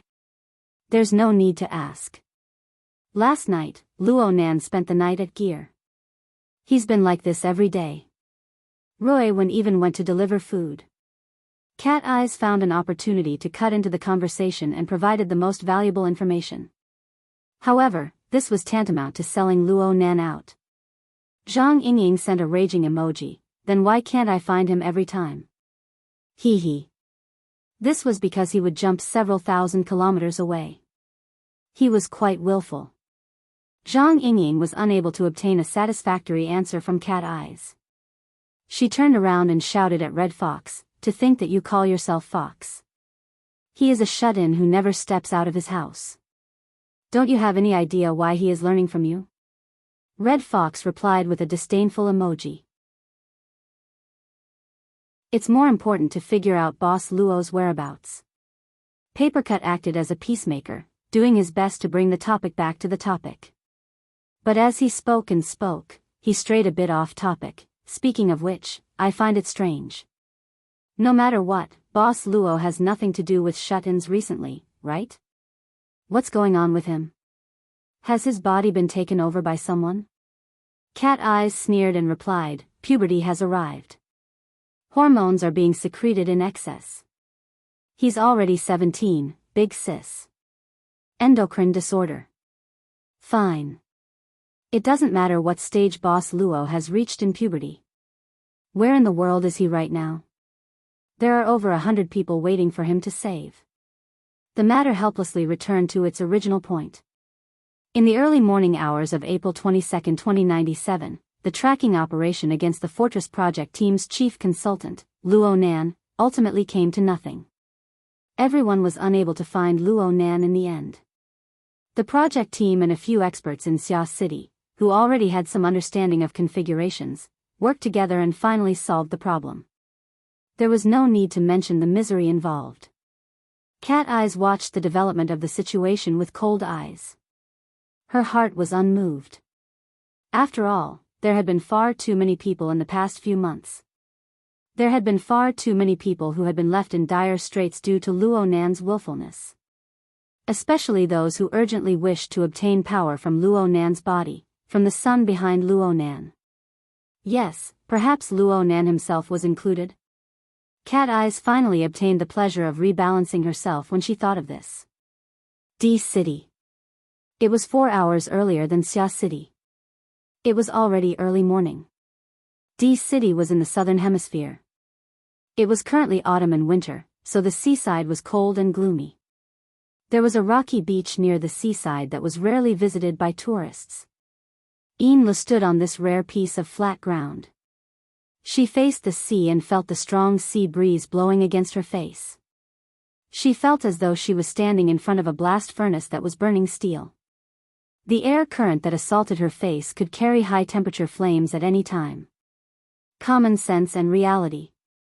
Simple sensations and complex high-level senses entangled with each other. They slowly mutated her perception, allowing her to gradually get used to this special environment until she became accustomed to it. She closed her eyes and the burning Blood Soul Temple appeared before her eyes. The solidified configuration of the Abyss region seemed to be very close to her. It could burn off her eyebrows and destroy her face at any time. Every stream of lava that flowed on it contained a high-temperature energy that was 10 times higher than before.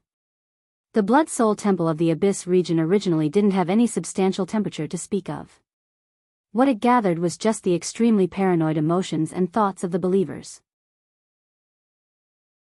After going through a series of operations, they became a medicinal primer that mobilized the boundless energy of the Abyss region. But after going through a period of adjustment, these emotions converged into the stone forest and the lava lake to circulate and circulate. They were clearly bestowed with the direct killing power of burning the soul and flesh. This forced the higher-ups of the order to be more cautious than ever when they mobilized the relevant medicinal primer. Otherwise, they might suffer a backlash. Of course, once the transfer was successful, the impact of the Abyss region storm would explosively increase. For months after New Year's Day, the Blood Flame Order had washed away its previous decline and quickly established a foothold in D City. This was largely due to this. Because of this, Jiang Yuanjun and the other elders and higher-ups of the order were pleasantly surprised and conflicted. They endured this complicated and difficult change together. The one who did all of this was none other than Luo Nan. Mrs. Halder had not told anyone else about the matter of cooperating with Luo Nan other than her personal secretary. Jiang Yuanjun and the others only knew that Mrs. Halder had found a professional consultant or investor. As for who it was, everyone had their own guesses. As for whether or not they guessed the correct answer, it didn't matter. After Elder Mo Luan passed away, Mrs. Halder had the final say in the matters of the Blood Flame Order. Even without Mrs. Halder's opinion, Luo Nan's flourishing career in D City over the past 4 months, as well as the more fundamental awakening of 16 devout believers and fanatical believers, had the persuasive power to sweep away everything. Every time Enla thought of this series of changes, she thought of the young man who had created this miracle with his own hands. She thought of his superb and immeasurable methods, and her heart felt heavy. It couldn't be considered a good feeling, but it was just like how her senses had already mutated. After a long time, all she had obtained were progress and benefits. It was hard to avoid her feelings becoming blurry. It was like being choked by someone, experiencing the thrill of suffocation. When her thoughts and emotions reached this point, Enla suddenly became absent-minded. She took a deep breath of the sea breeze, unable to differentiate between hot and cold. It was also at this time that the undulating waves of the distant sea seemed to be patronized by the magma at the bottom of the sea. A large expanse of seawater suddenly boiled. Bubbles swelled and burst, rising and falling in succession. There was even a gurgling sound coming from that direction. Enla hurriedly collected her thoughts when she saw this abnormal situation. She picked up the special fireproof towel she had prepared to the side and moved forward. The waves of the sea pushed toward the shore one after another. The boiling region drew closer, leaving behind special traces of whirlpools on the surface of the sea. The light on the surface of the sea wasn't too bright in the early morning. She couldn't see the bottom of the sea with her naked eye. However, Ainley's mental senses, which had improved quite a bit during this time, were already able to touch the extremely restless emotions that were 1,000 times hotter than the boiling seawater.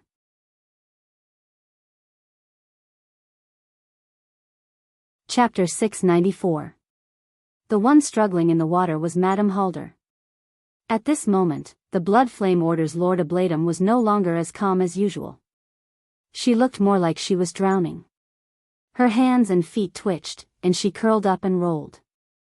The bubbles that came out of her mouth and nose indicated that a large amount of seawater had entered her lungs. It was as if her life could be taken at any time. The surrounding seawater was boiling. Affected by the high temperature of Lady Halder's body, the seawater was constantly changing its form, going back and forth between liquid and gas. But at the same time, there was a coldness that never changed. It was like a prison, like a torture device. It constantly surrounded Mrs. Halder, lashing and torturing her, challenging her physical and psychological limits. In the depths of the ocean, Ainley seemed to be able to see the silhouette of a youth directing and controlling the current situation, changing it in the direction that he wished. Ainley didn't dare to take another look, nor did she dare to interfere. She could only stand stiffly by the shore. About 5 minutes later, the rising tide pushed the rising and falling bubbles, and also pushed a naked body to the shore. Purely from a visual point of view, this woman's body was mature, fit, and well-rounded. However, the most eye-catching thing was not her figure, but the heat radiating from her body, which seemed to be able to burn and distort the air. However, her skin was strangely pale, without the slightest hint of blood. "Madam." Ainley stepped on the seawater and ran forward. She draped a long scarf over the exhausted Mrs. Halder to cover her. Mrs. Halder was still in a daze. She lifted her eyelids and saw that it was Ainley, but she didn't say anything. She curled up under the fireproof towel, her body still twitching. After another minute, her body gradually calmed down, and she recovered a bit of her strength. The first thing she said was, "Mr. Luo, what do you think?" On the shoreline, part of the seawater that was pushed up by Lady Halder was still close to the boiling point. The corresponding water, light and steam, under the influence of an invisible force, spiraled up and down. In the time of 2 or 3 breaths, a blurry human figure was formed. The sea breeze blew, and the water vapor that formed the human figure fluctuated a few times. When it appeared again, it was already a relatively clear face of a young man. It was Luo Nan. He stood behind Lady Halder's curled body and looked down. He did not immediately respond. Although he didn't say it out loud, he wasn't completely unperturbed. Luo Nan had to admit, the woman in front of him was truly ruthless. She really did have the courage to break through the norm. Right now, Madame Halder was very weak. She lay paralyzed on the rough rocky beach, practically motionless.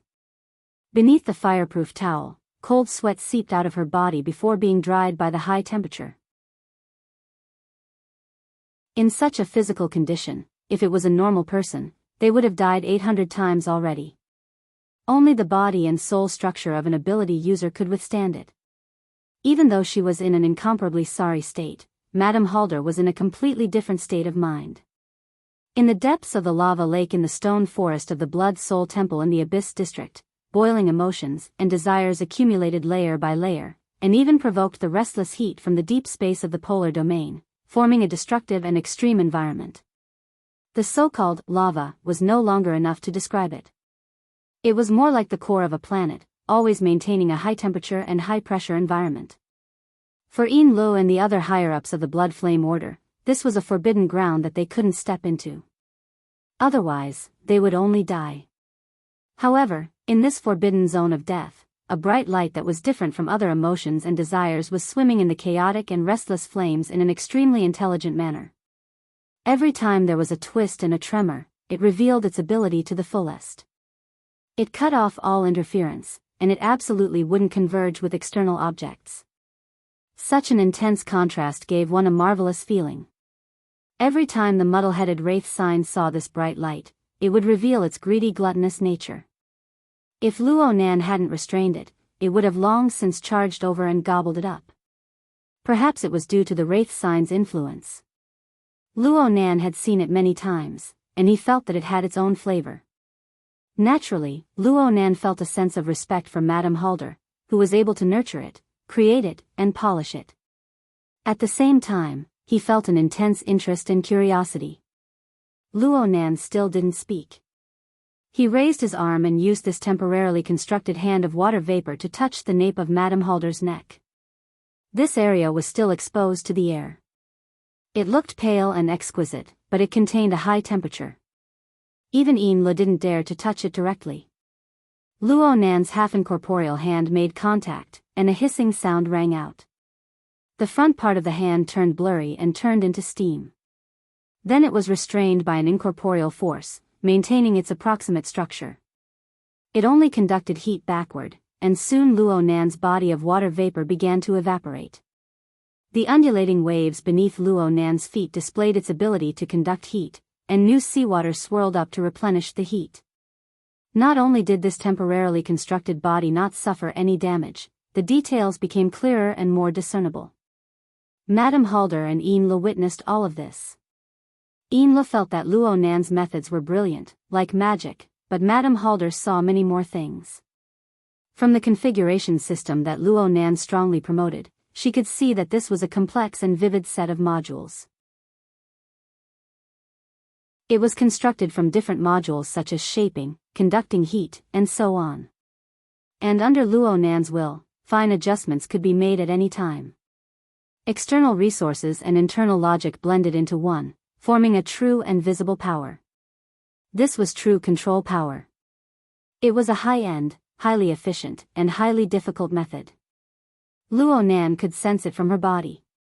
Madame Halder closed her eyes. It really did feel like someone was touching the nape of her neck with a slightly cold finger. The two bodies made contact, bringing forth a numbing itch, a slight pain, and other complex and subtle sensations. She didn't mind this, just like how she didn't mind exposing her body in front of the opposite sex. But she wouldn't act as if she didn't care. She just maintained her natural posture under Luo Nan's touch, and she pondered the most crucial question. Several seconds later, she asked once more, "Is there something wrong?" Luo Nan finally spoke through telepathy. "The progress of strengthening the spinal nerves is much faster than expected. It's much stronger than I was back in the day. This is all thanks to the key to the container of formatting theory provided by Mr. Luo. It's not that bad. The Blood Flame Order's body refinement technique is quite exquisite. Only by combining the two can there be this sort of effect. But even so, the strength of your fleshly body is still disproportionate when compared to a sharp blade that has been tempered 100 times. It's useless to have the dragon slaughtering blade slash yourself first when you draw it. There's no need for a direct attack. Just the residual energy that overflows and circulates is already extremely effective with a bit of control." Control? Is that the goal you're pursuing? Madame Halder's eyes remained closed. She felt the pain of her muscles twisting and tearing in every part of her body. She smiled without saying a word. Luo Nan's temporarily condensed finger streaked across her back. The permeating water vapor became a medium for his mental senses, allowing him to probe deeper into the details of her body. But at the same time, most of his energy was placed on the lava lake in the stone forest of the Blood Soul Temple in the Abyss District. This was because that was the essence of Madame Halder's goal. Ever since the early hours of the morning of New Year's Day, Luo Nan had already confirmed that Mrs. Halder was the first oblatum of the Blood Flame Order. She was the central axis that operated the entire Blood Soul Temple system. However, what this woman pursued was never control over the system. The Blood Soul Temple in the Abyss District was nothing more than a tool to her. More accurately speaking, it was nothing more than a furnace. The extreme emotions poured in by her believers were the fuel for the furnace's flames. She continued to burn and grind, tempering it into a bright light. It did not belong to any system. It was a unique creation that belonged only to her.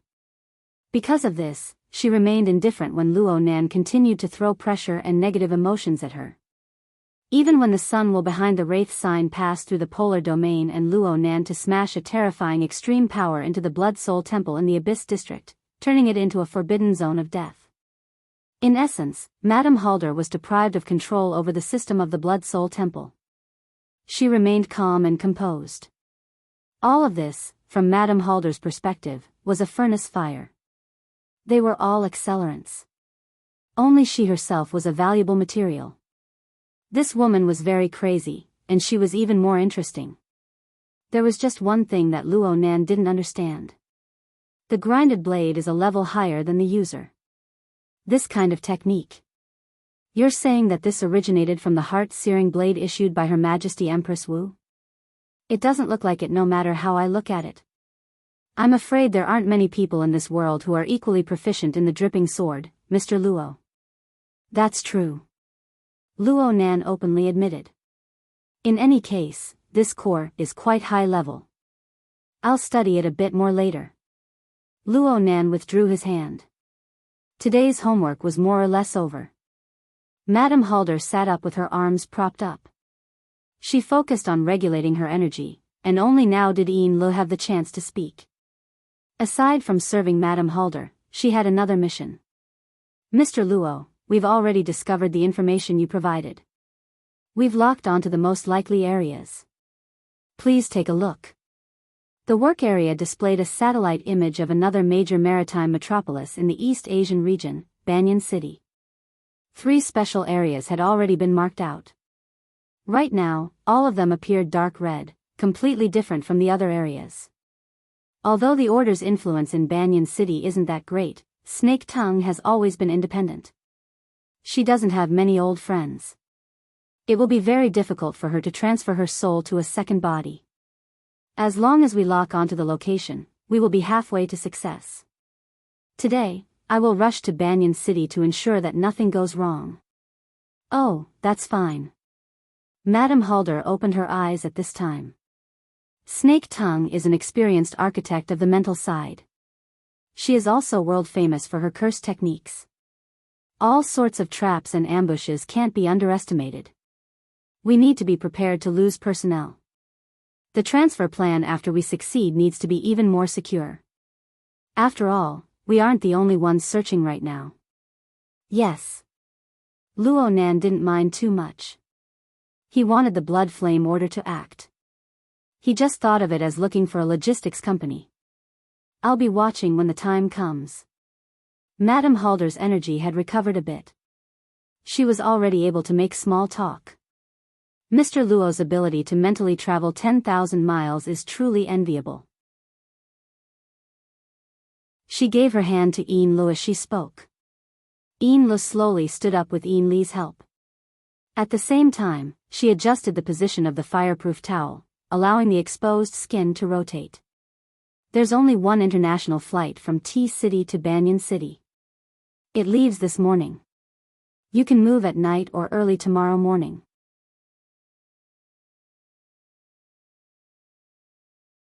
Chapter 695. To be precise, the so-called New Plane was the deep blue world located at the center of the Pacific Ocean. It was joined by T-City and Chan City, the 2 cities that formed a long and narrow search triangle. After all, where was the New Plane? Was it really a subsidiary plane of the deep blue world as the rumors said? Were there really extraordinaries who had already entered and explored it? There was no proof at all. Even so, it was impossible to dispel the thoughts of the various powers and powerful individuals who were determined to win. There are many people, but their minds are all on the ocean. This side is fine. Lady Halder was a bit reserved in her words. Perhaps there was even a bit of ridicule. Yin Lu answered for the specific data. According to the information we obtained, there are at least 20 extraordinaries participating in the 3,000-kilometer journey from T-City to the entrance to the deep blue world. There are nearly 8 million square kilometers of sea. The Star Alliance Committee has dispatched 60 naval ships and 20 airships of the Air and Space Army to act as the search force. There are over 20,000 people participating, and they are sparing no expense. The number of bounties and enlistments of social personnel will not be less than this number. In fact, this number has dropped from the peak of last month. Oh, the restless period has passed. Lady Halder smiled. After all, the so-called traces of Gong Chi were just a glimpse. Actually, just a plausible clue was able to shift the focus of the search from the western Pacific Ocean to the southern Pacific Ocean, spanning 7,000 to 8,000 kilometers. It is quite astonishing. It is a new plane after all. Yes. Boundless wealth and power. Luo Nan didn't continue on this topic. Instead, he said goodbye. I still have classes in Xia City. I'll be heading back first.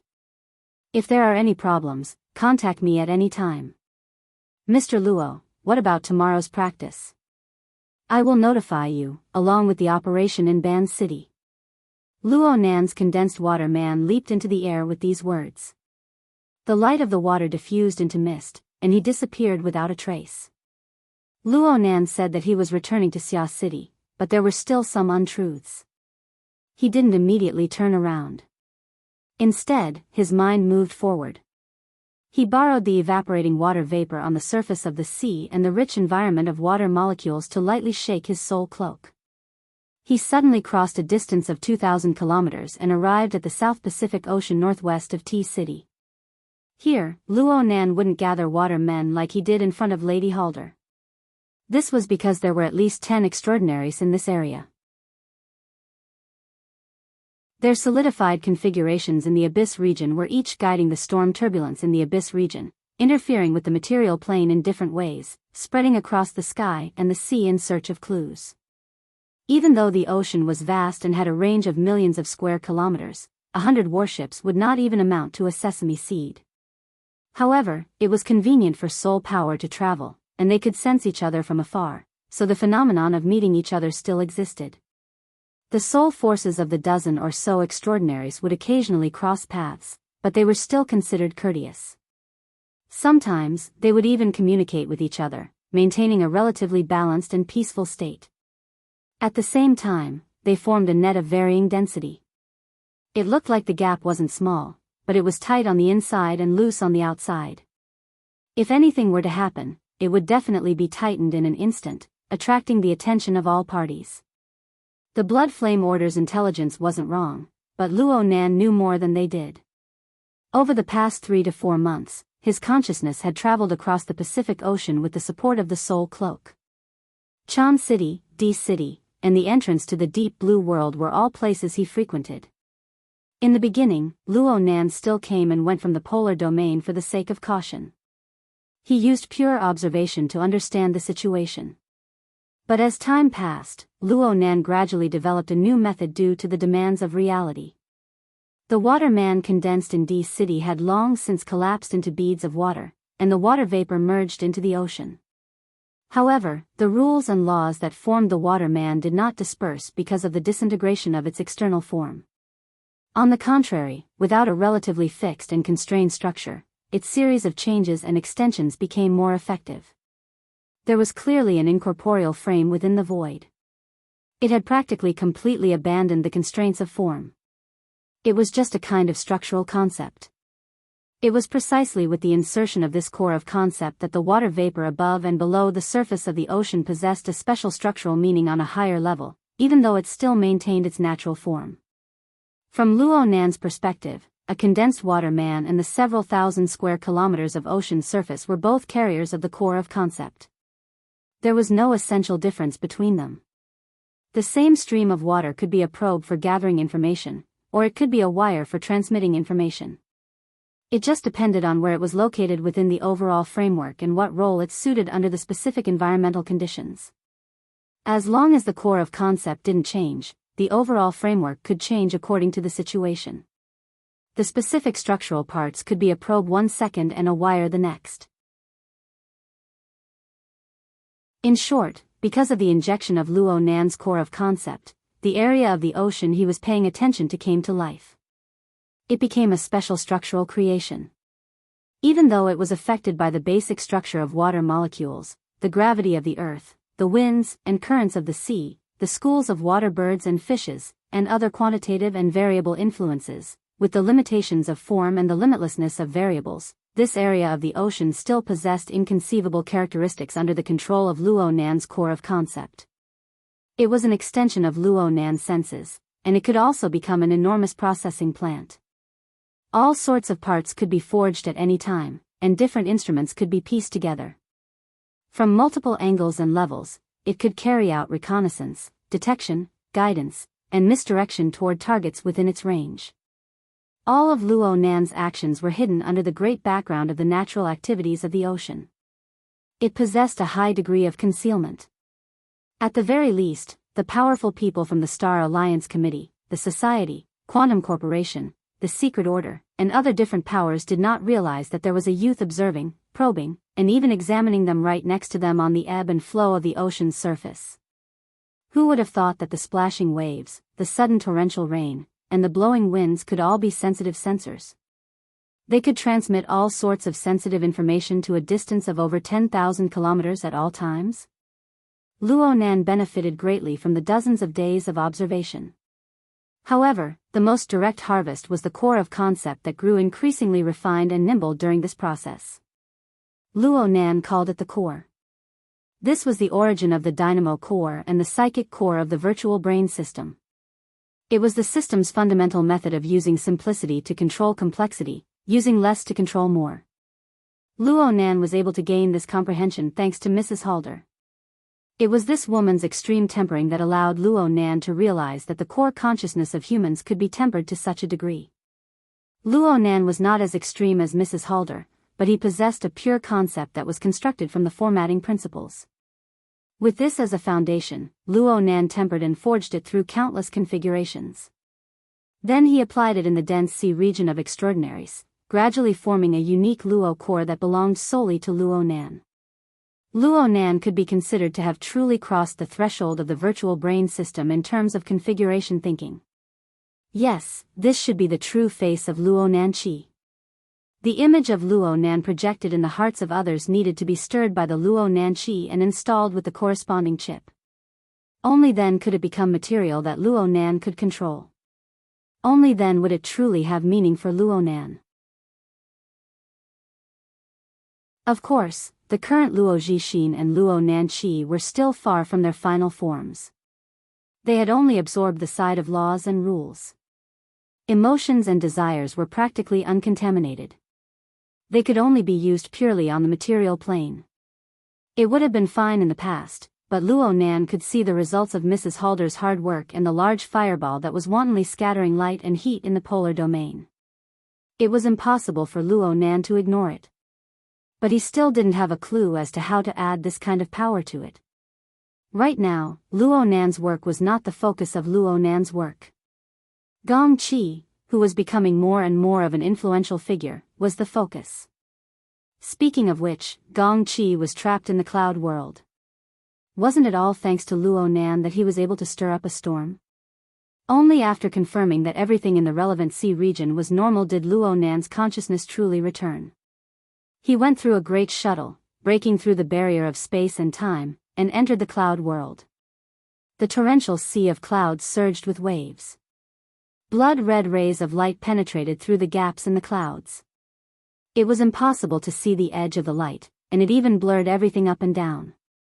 Luo Nan didn't care about the direction. He borrowed the soul cloak to quickly lock onto his key target. It was that old man Gong Qi who had been very active recently. If converted to Chan City's time, it was April 21st right now. It was a weekend off. Gong Qi had been exploring with Snake Tongue for 2 consecutive days, searching for the ultimate mysteries of the cloud world. Both of them were in a soul-body state. It was just that after half a year of grinding and dissipating, the difference between them was extremely obvious. Gong Qi's body burned with spiritual light. It was bright and resplendent, making him seem like a god. Snake Tongue, on the other hand, was shrouded in a thin layer of mist. Her radiance was not obvious, and she was nearly transparent. She was mixed in with the surrounding clouds and could be drowned out at any time. In fact, Snake Tongue's soul body had already shrunk by more than 2 sizes. She followed behind Gong Qi, looking more like a legendary back spirit. She cast a gaze filled with resentment ahead, not concealing it at all. It was as if Gong Qi didn't feel anything. In fact, he didn't care at all. Half a year was enough to obliterate all promises, to shatter all hopes. Snake Tongue still remembered the day she was thrown into this strange world. It was October 25, 2096. At this moment, 180 days were about to be gathered. She went from the panic of being trapped here alone to the pleasant surprise and vigilance of Gong Chi crossing through space. Then came the days and nights of exploration and attrition. Her mood was synchronized with the state of her soul body. It continued to weaken, almost irreversibly. Her fleshly body, which was stored in Ban City, was about to reach the limit of the advanced life support system. According to the established procedures, a freezing operation would be carried out next to preserve her last shred of hope. However, with the degree of weakness of her soul body, what hope would there be even if she returned? What was the value of her existence now?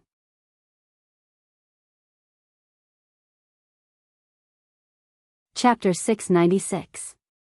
Gong Chi raised his head and looked at the ceaselessly flowing clouds. What he let out was an incongruous sigh. The light is getting stronger and stronger. Perhaps after a period of time, that light will be able to illuminate the entire vast thousand worlds. If one doesn't come here, they most likely won't be able to see such a resplendent scene of the polar domain. Snake Tongue didn't say a word. She faced him with indifference. In any case, she could only listen to Gong Chi's description. She couldn't sense what was happening in the polar domain at all. However, Luo Nan was using his soul cloak to sense the situation over here.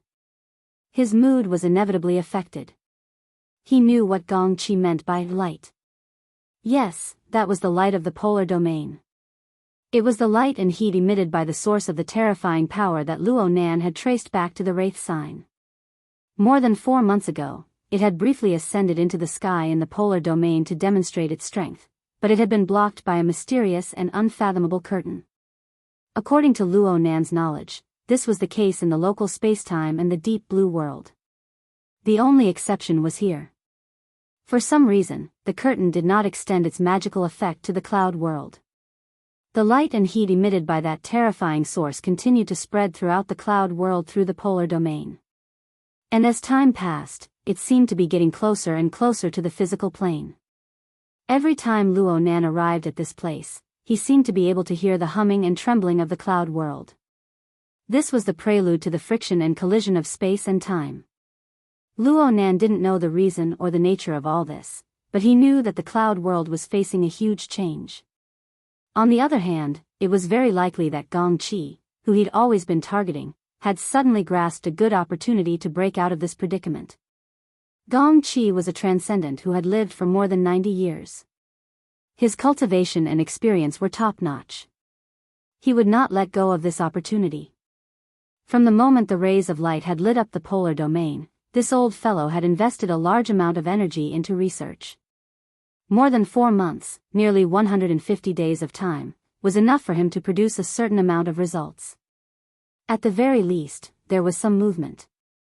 While conversing with Snake Tongue, Gong Chi pierced his soul force into the abyssal region and probed the polar domain. At the same time, he made slight adjustments to his own solidified configuration in order to adapt to the long-term illumination of the polar domain light. The abyssal region's constantly changing environment was also trying to figure out the corresponding rules and utilize them. Luo Nan quietly observed from the depths of the torrential turbulence of the abyssal region. Watching how Gong Chi adjusted the solidified configuration step by step, pondering over the structure and basic principles, grasping the habits of the structure, and referring it to his own thinking of the configuration. At the same time, he could also verify the special zones in the abyss region and polar domain under the condition of crossing the spacetime barrier, and what kind of changes would occur.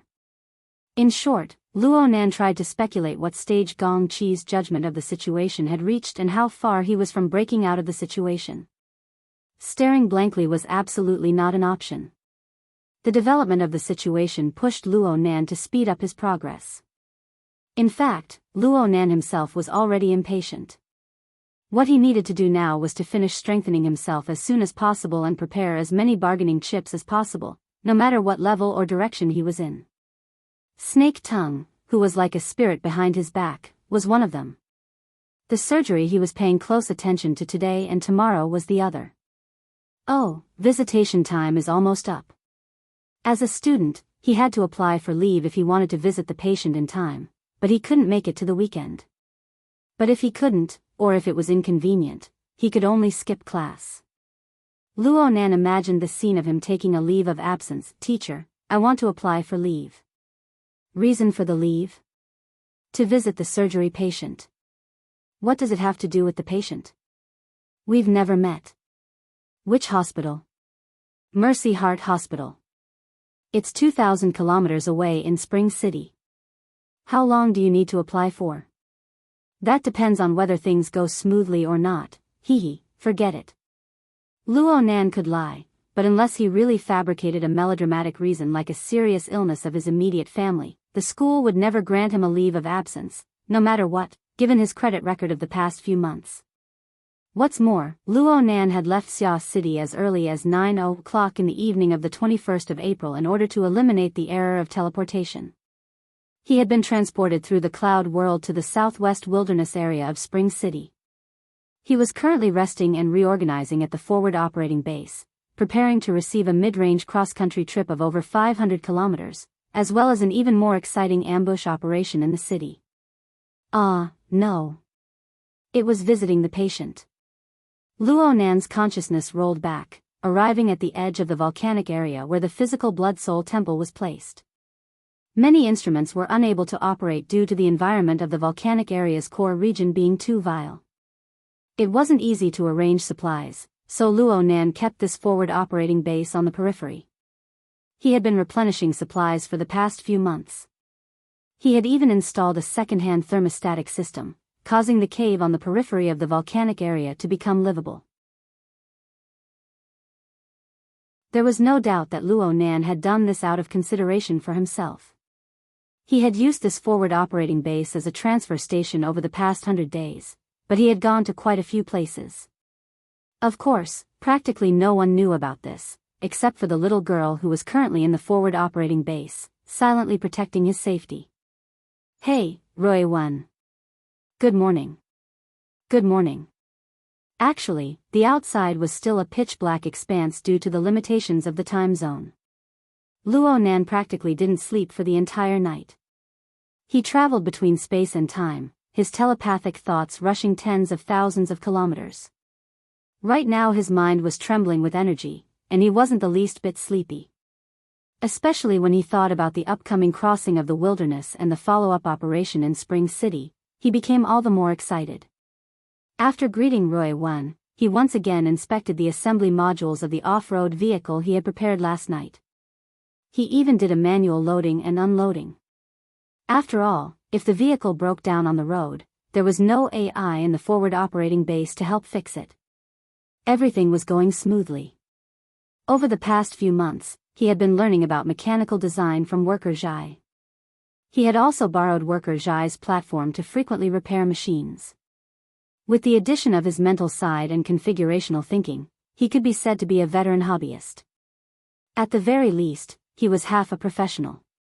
The small off-road motorcycle was disassembled and assembled within 5 minutes, and the system passed the test in one go. Next was the testing of the electromagnetic Vanguard Z. Luo Nan confirmed that he was going to bring the exoskeleton equipment with him to act as a safeguard for the operation. He was already familiar with this exoskeleton equipment. The debugging time was even shorter, and everything was ready in no time. Roy-1 just watched silently from the side during this time, like a doll. Luo Nan didn't forget about her. He wiped his hands after all the debugging was completed, then he rubbed Roy-1's head. Okay, everything is ready. I'm getting ready to go. You need to go to class as well. I'll go with you. I'm skipping class today. We'll skip together. Cough, Roy-1, you need to help me cover up. And is already numb to me skipping class by myself, but if I bring you away, do you believe that she won't chase me all the way to Spring City?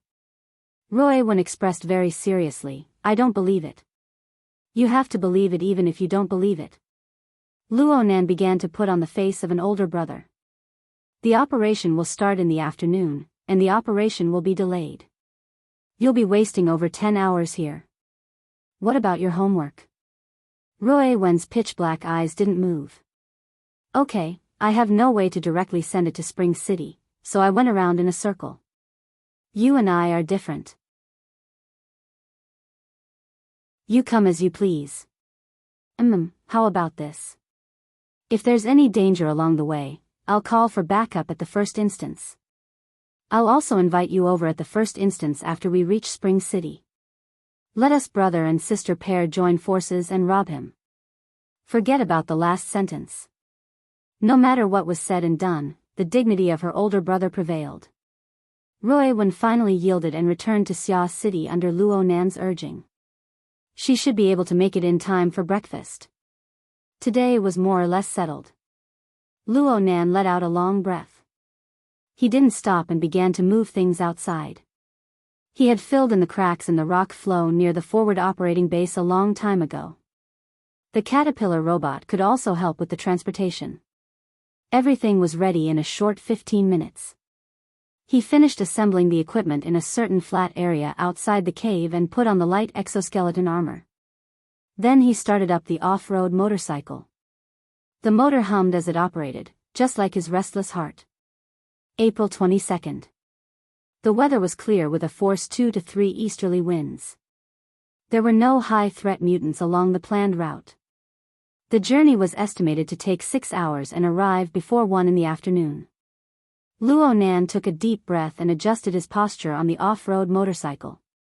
He was just about to start up when he suddenly recalled something. Oh right, take a picture as a souvenir. He released a miniature probing flying bug and gave a thumbs up to the camera, leaving behind a conclusive image. Luo Nan laughed with a ha sound. He raised his legs and the motor of the motorcycle sped up. He charged forward with a roar, charging straight toward the boundary of Spring City that was 500 kilometers away. The rapidly unfolding and changing wilderness was before his eyes. He had no companions, no bodyguards, no omnipresent psychic wave network, and no mission channel that constantly updated and alerted him. Luo Nan just drove the motorcycle and sped across the desolate wilderness. The howls of wild beasts and vicious birds rang in his ears. Occasionally, he would see the dust and smoke of groups of beasts galloping into the distance. At the same time, the mutant multi-headed vulture high in the sky cast its vicious and greedy gaze over.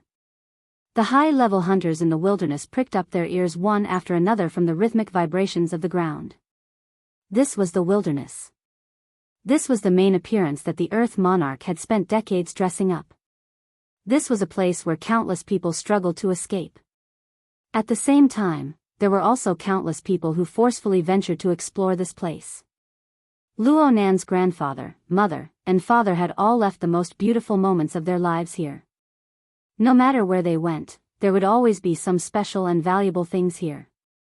Luo Nan still didn't have a clear direction in regards to the wilderness. But Luo Nan was wantonly smearing traces that belonged to him within this enormous painting.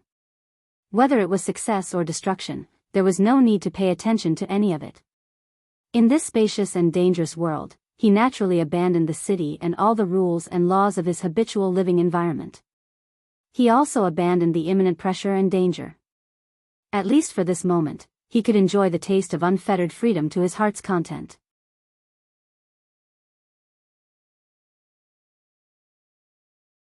Chapter 697.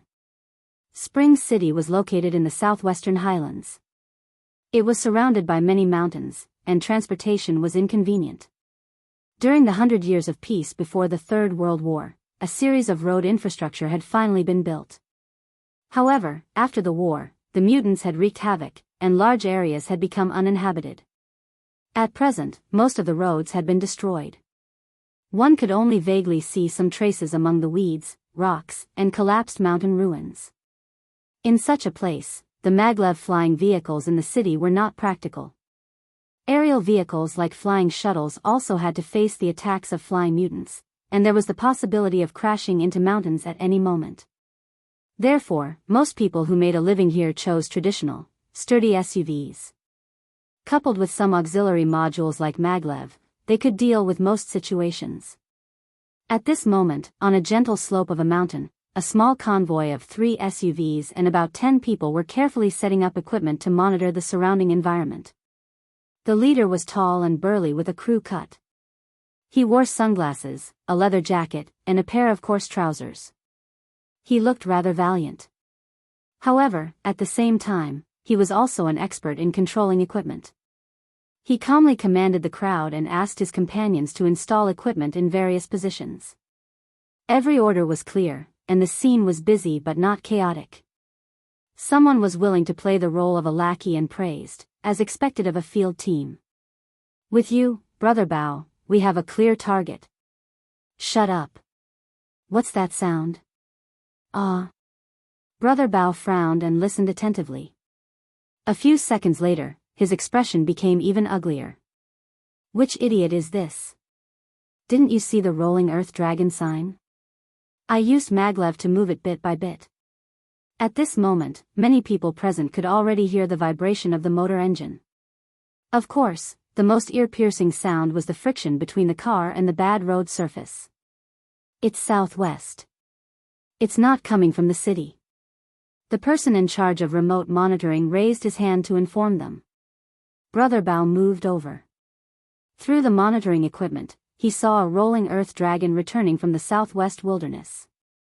It was the dry season around Spring City for many years.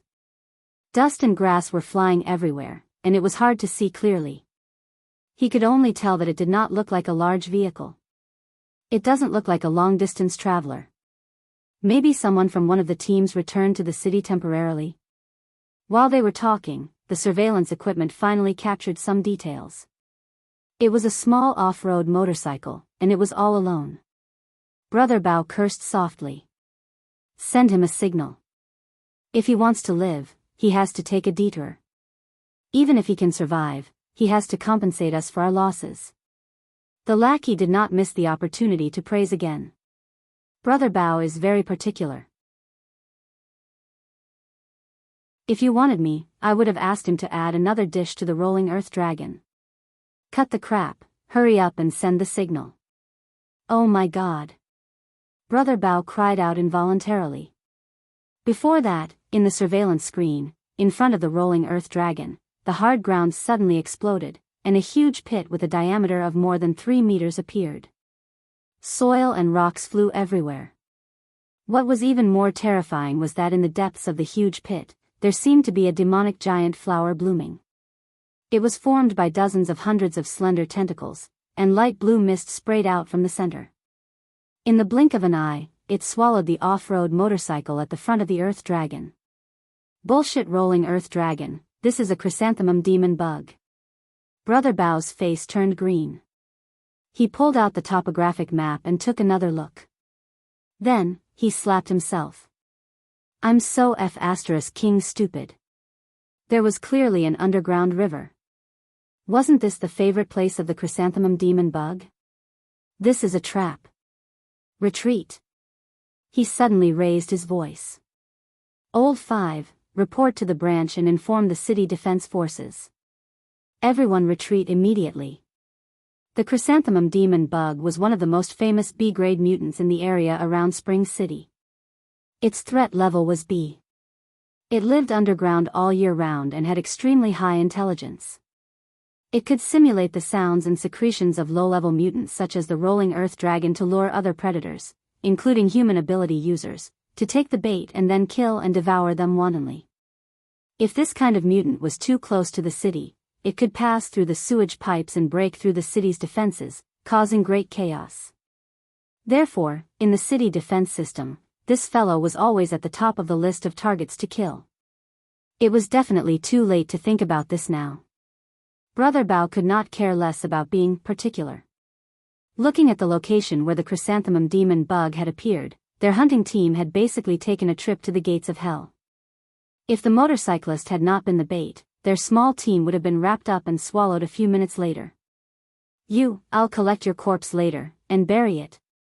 Brother Bao is benevolent and righteous. Brother Bao slapped the lackey's head and roared for his men to retreat. "Retreat, retreat, retreat. Throw away all the equipment. The chrysanthemum demon bug's hunting zone has a radius of 50 kilometers. If you're too slow, you'll be waiting to be digested. More than 10 members of the hunting team squeezed into 3 SUVs. At this time, it was impossible to use the slow maglev plug-in. Instead, they drove at full power and sped down the rugged mountain road. Brother Bao's car felt like it was about to overturn several times.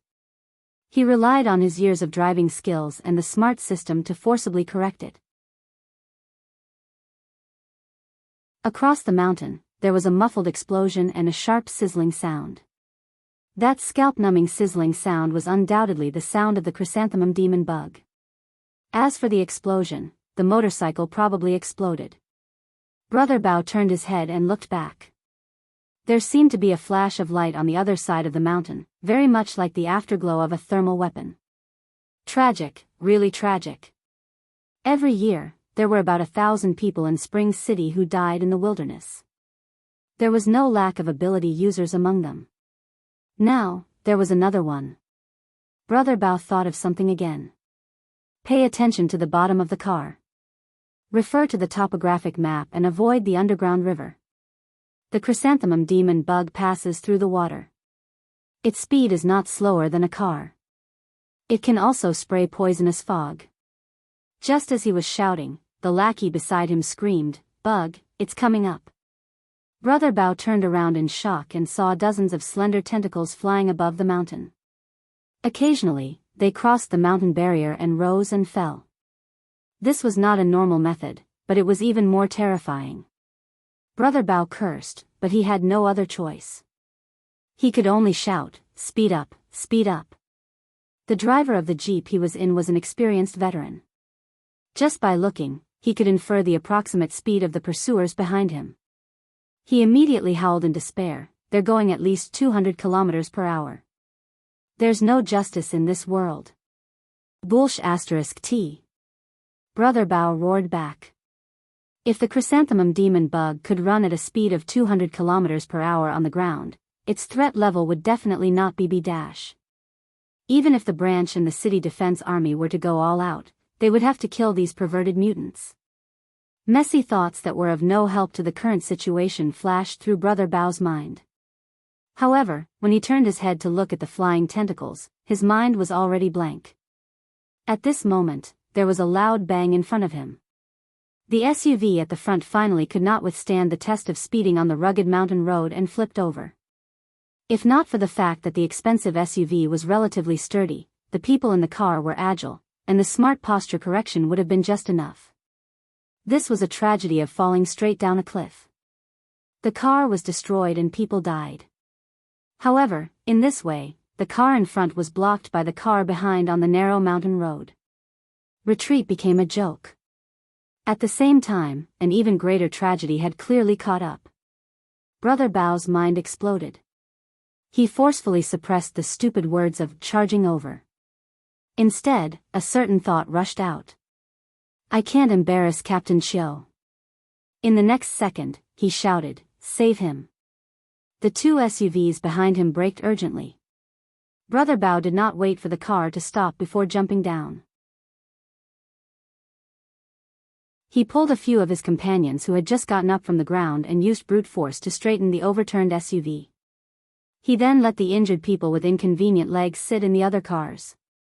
The car behind, quickly pass. Hurry up and start the engine. The driver in front was a little dazed from the fall and did not know to check the car's condition immediately. Brother Bao's scalp went numb when he saw that. He rushed over, pushed him away, and forcefully started the engine. Thank the heavens and thank the ancestors. There was no problem with the high-power modified motor of the off-road vehicle, and there was no problem with the intelligent system's instantaneous self-detection. At that moment, the 2 cars that passed quickly had already run a few hundred meters away. When Brother Bao turned around, the flying tentacles of the chrysanthemum demon bug had completely crossed the peak and were rolling over. Quick, quick, quick. Brother Bao snatched the driver's seat and called everyone to get into the car. Without waiting for them to sit down, he stepped on the accelerator. The car roared forward. However, it had only traveled about 10 meters when the wind howled above its head. The swaying tentacles rode the wind and even whipped the broken windshield. In the next second, the chrysanthemum demon bug's body, which weighed at least 2 tons, smashed heavily onto the ground 20 meters away. The off-road vehicle braked suddenly, but it could not stop it and crashed heavily. Fortunately, the huge flesh tentacles in front were not hard enough. The off-road vehicle seemed to have hit a sponge, and it did not cause a more serious accident. Reverse, reverse quickly. The original driver sitting in the front passenger seat screamed crazily. Brother Bao had already switched to reverse, but he did not step on the accelerator again. The chrysanthemum demon bug in front of him lay on the ground, its tentacles still twitching. There was still a slight fragrance of meat. The smell molecules penetrated the broken windshield and blew over with the dry mountain wind. Apart from its size, it looked more like a half-roasted sea anemone. Brother Bao stared at the huge piece of meat in front of him in a daze without blinking. At that moment, the roar of an electric motor sounded from behind. It belonged to an off-road motorcycle. A few seconds later, the other party stopped steadily at the side of the off-road vehicle, and a cold metallic luster pierced his eyes. Brother Bao, who had just retired from the army, could naturally tell at a glance that it was an exoskeleton armor. As for the model, why did it look more like a Sergeant X2 humanoid robot? Modified goods? The metal armor covered the other party's face and figure. Brother Bao could not guess the other party's origin at all. He could only follow the simplest logic. Are you a soldier? There was no reaction from the other party. Brother Bao asked foolishly, "What's the matter?" A buzzing voice finally came from behind the metal mask. "Do me a favor." "Yes, go ahead." Brother Bao's mind finally came around. He had killed the chrysanthemum demon bug alone. He was definitely a B rank expert. There were less than 10 such people in Spring City. He definitely had to respect him. Jacket and pants. Huh. Oh right, use your sunglasses too. Half a minute later, Brother Bao obediently handed over his equipment. The motorcyclist nodded and pointed at the chrysanthemum demon bug in front of him. "I'll leave this to you." As he spoke, he gave Brother Bao a thumbs up, probably to express his gratitude. Amidst the roar, the off-road motorcycle sped on the mountain road. Brother Bao and the people in the car were dumbfounded. A few minutes later, a lackey called.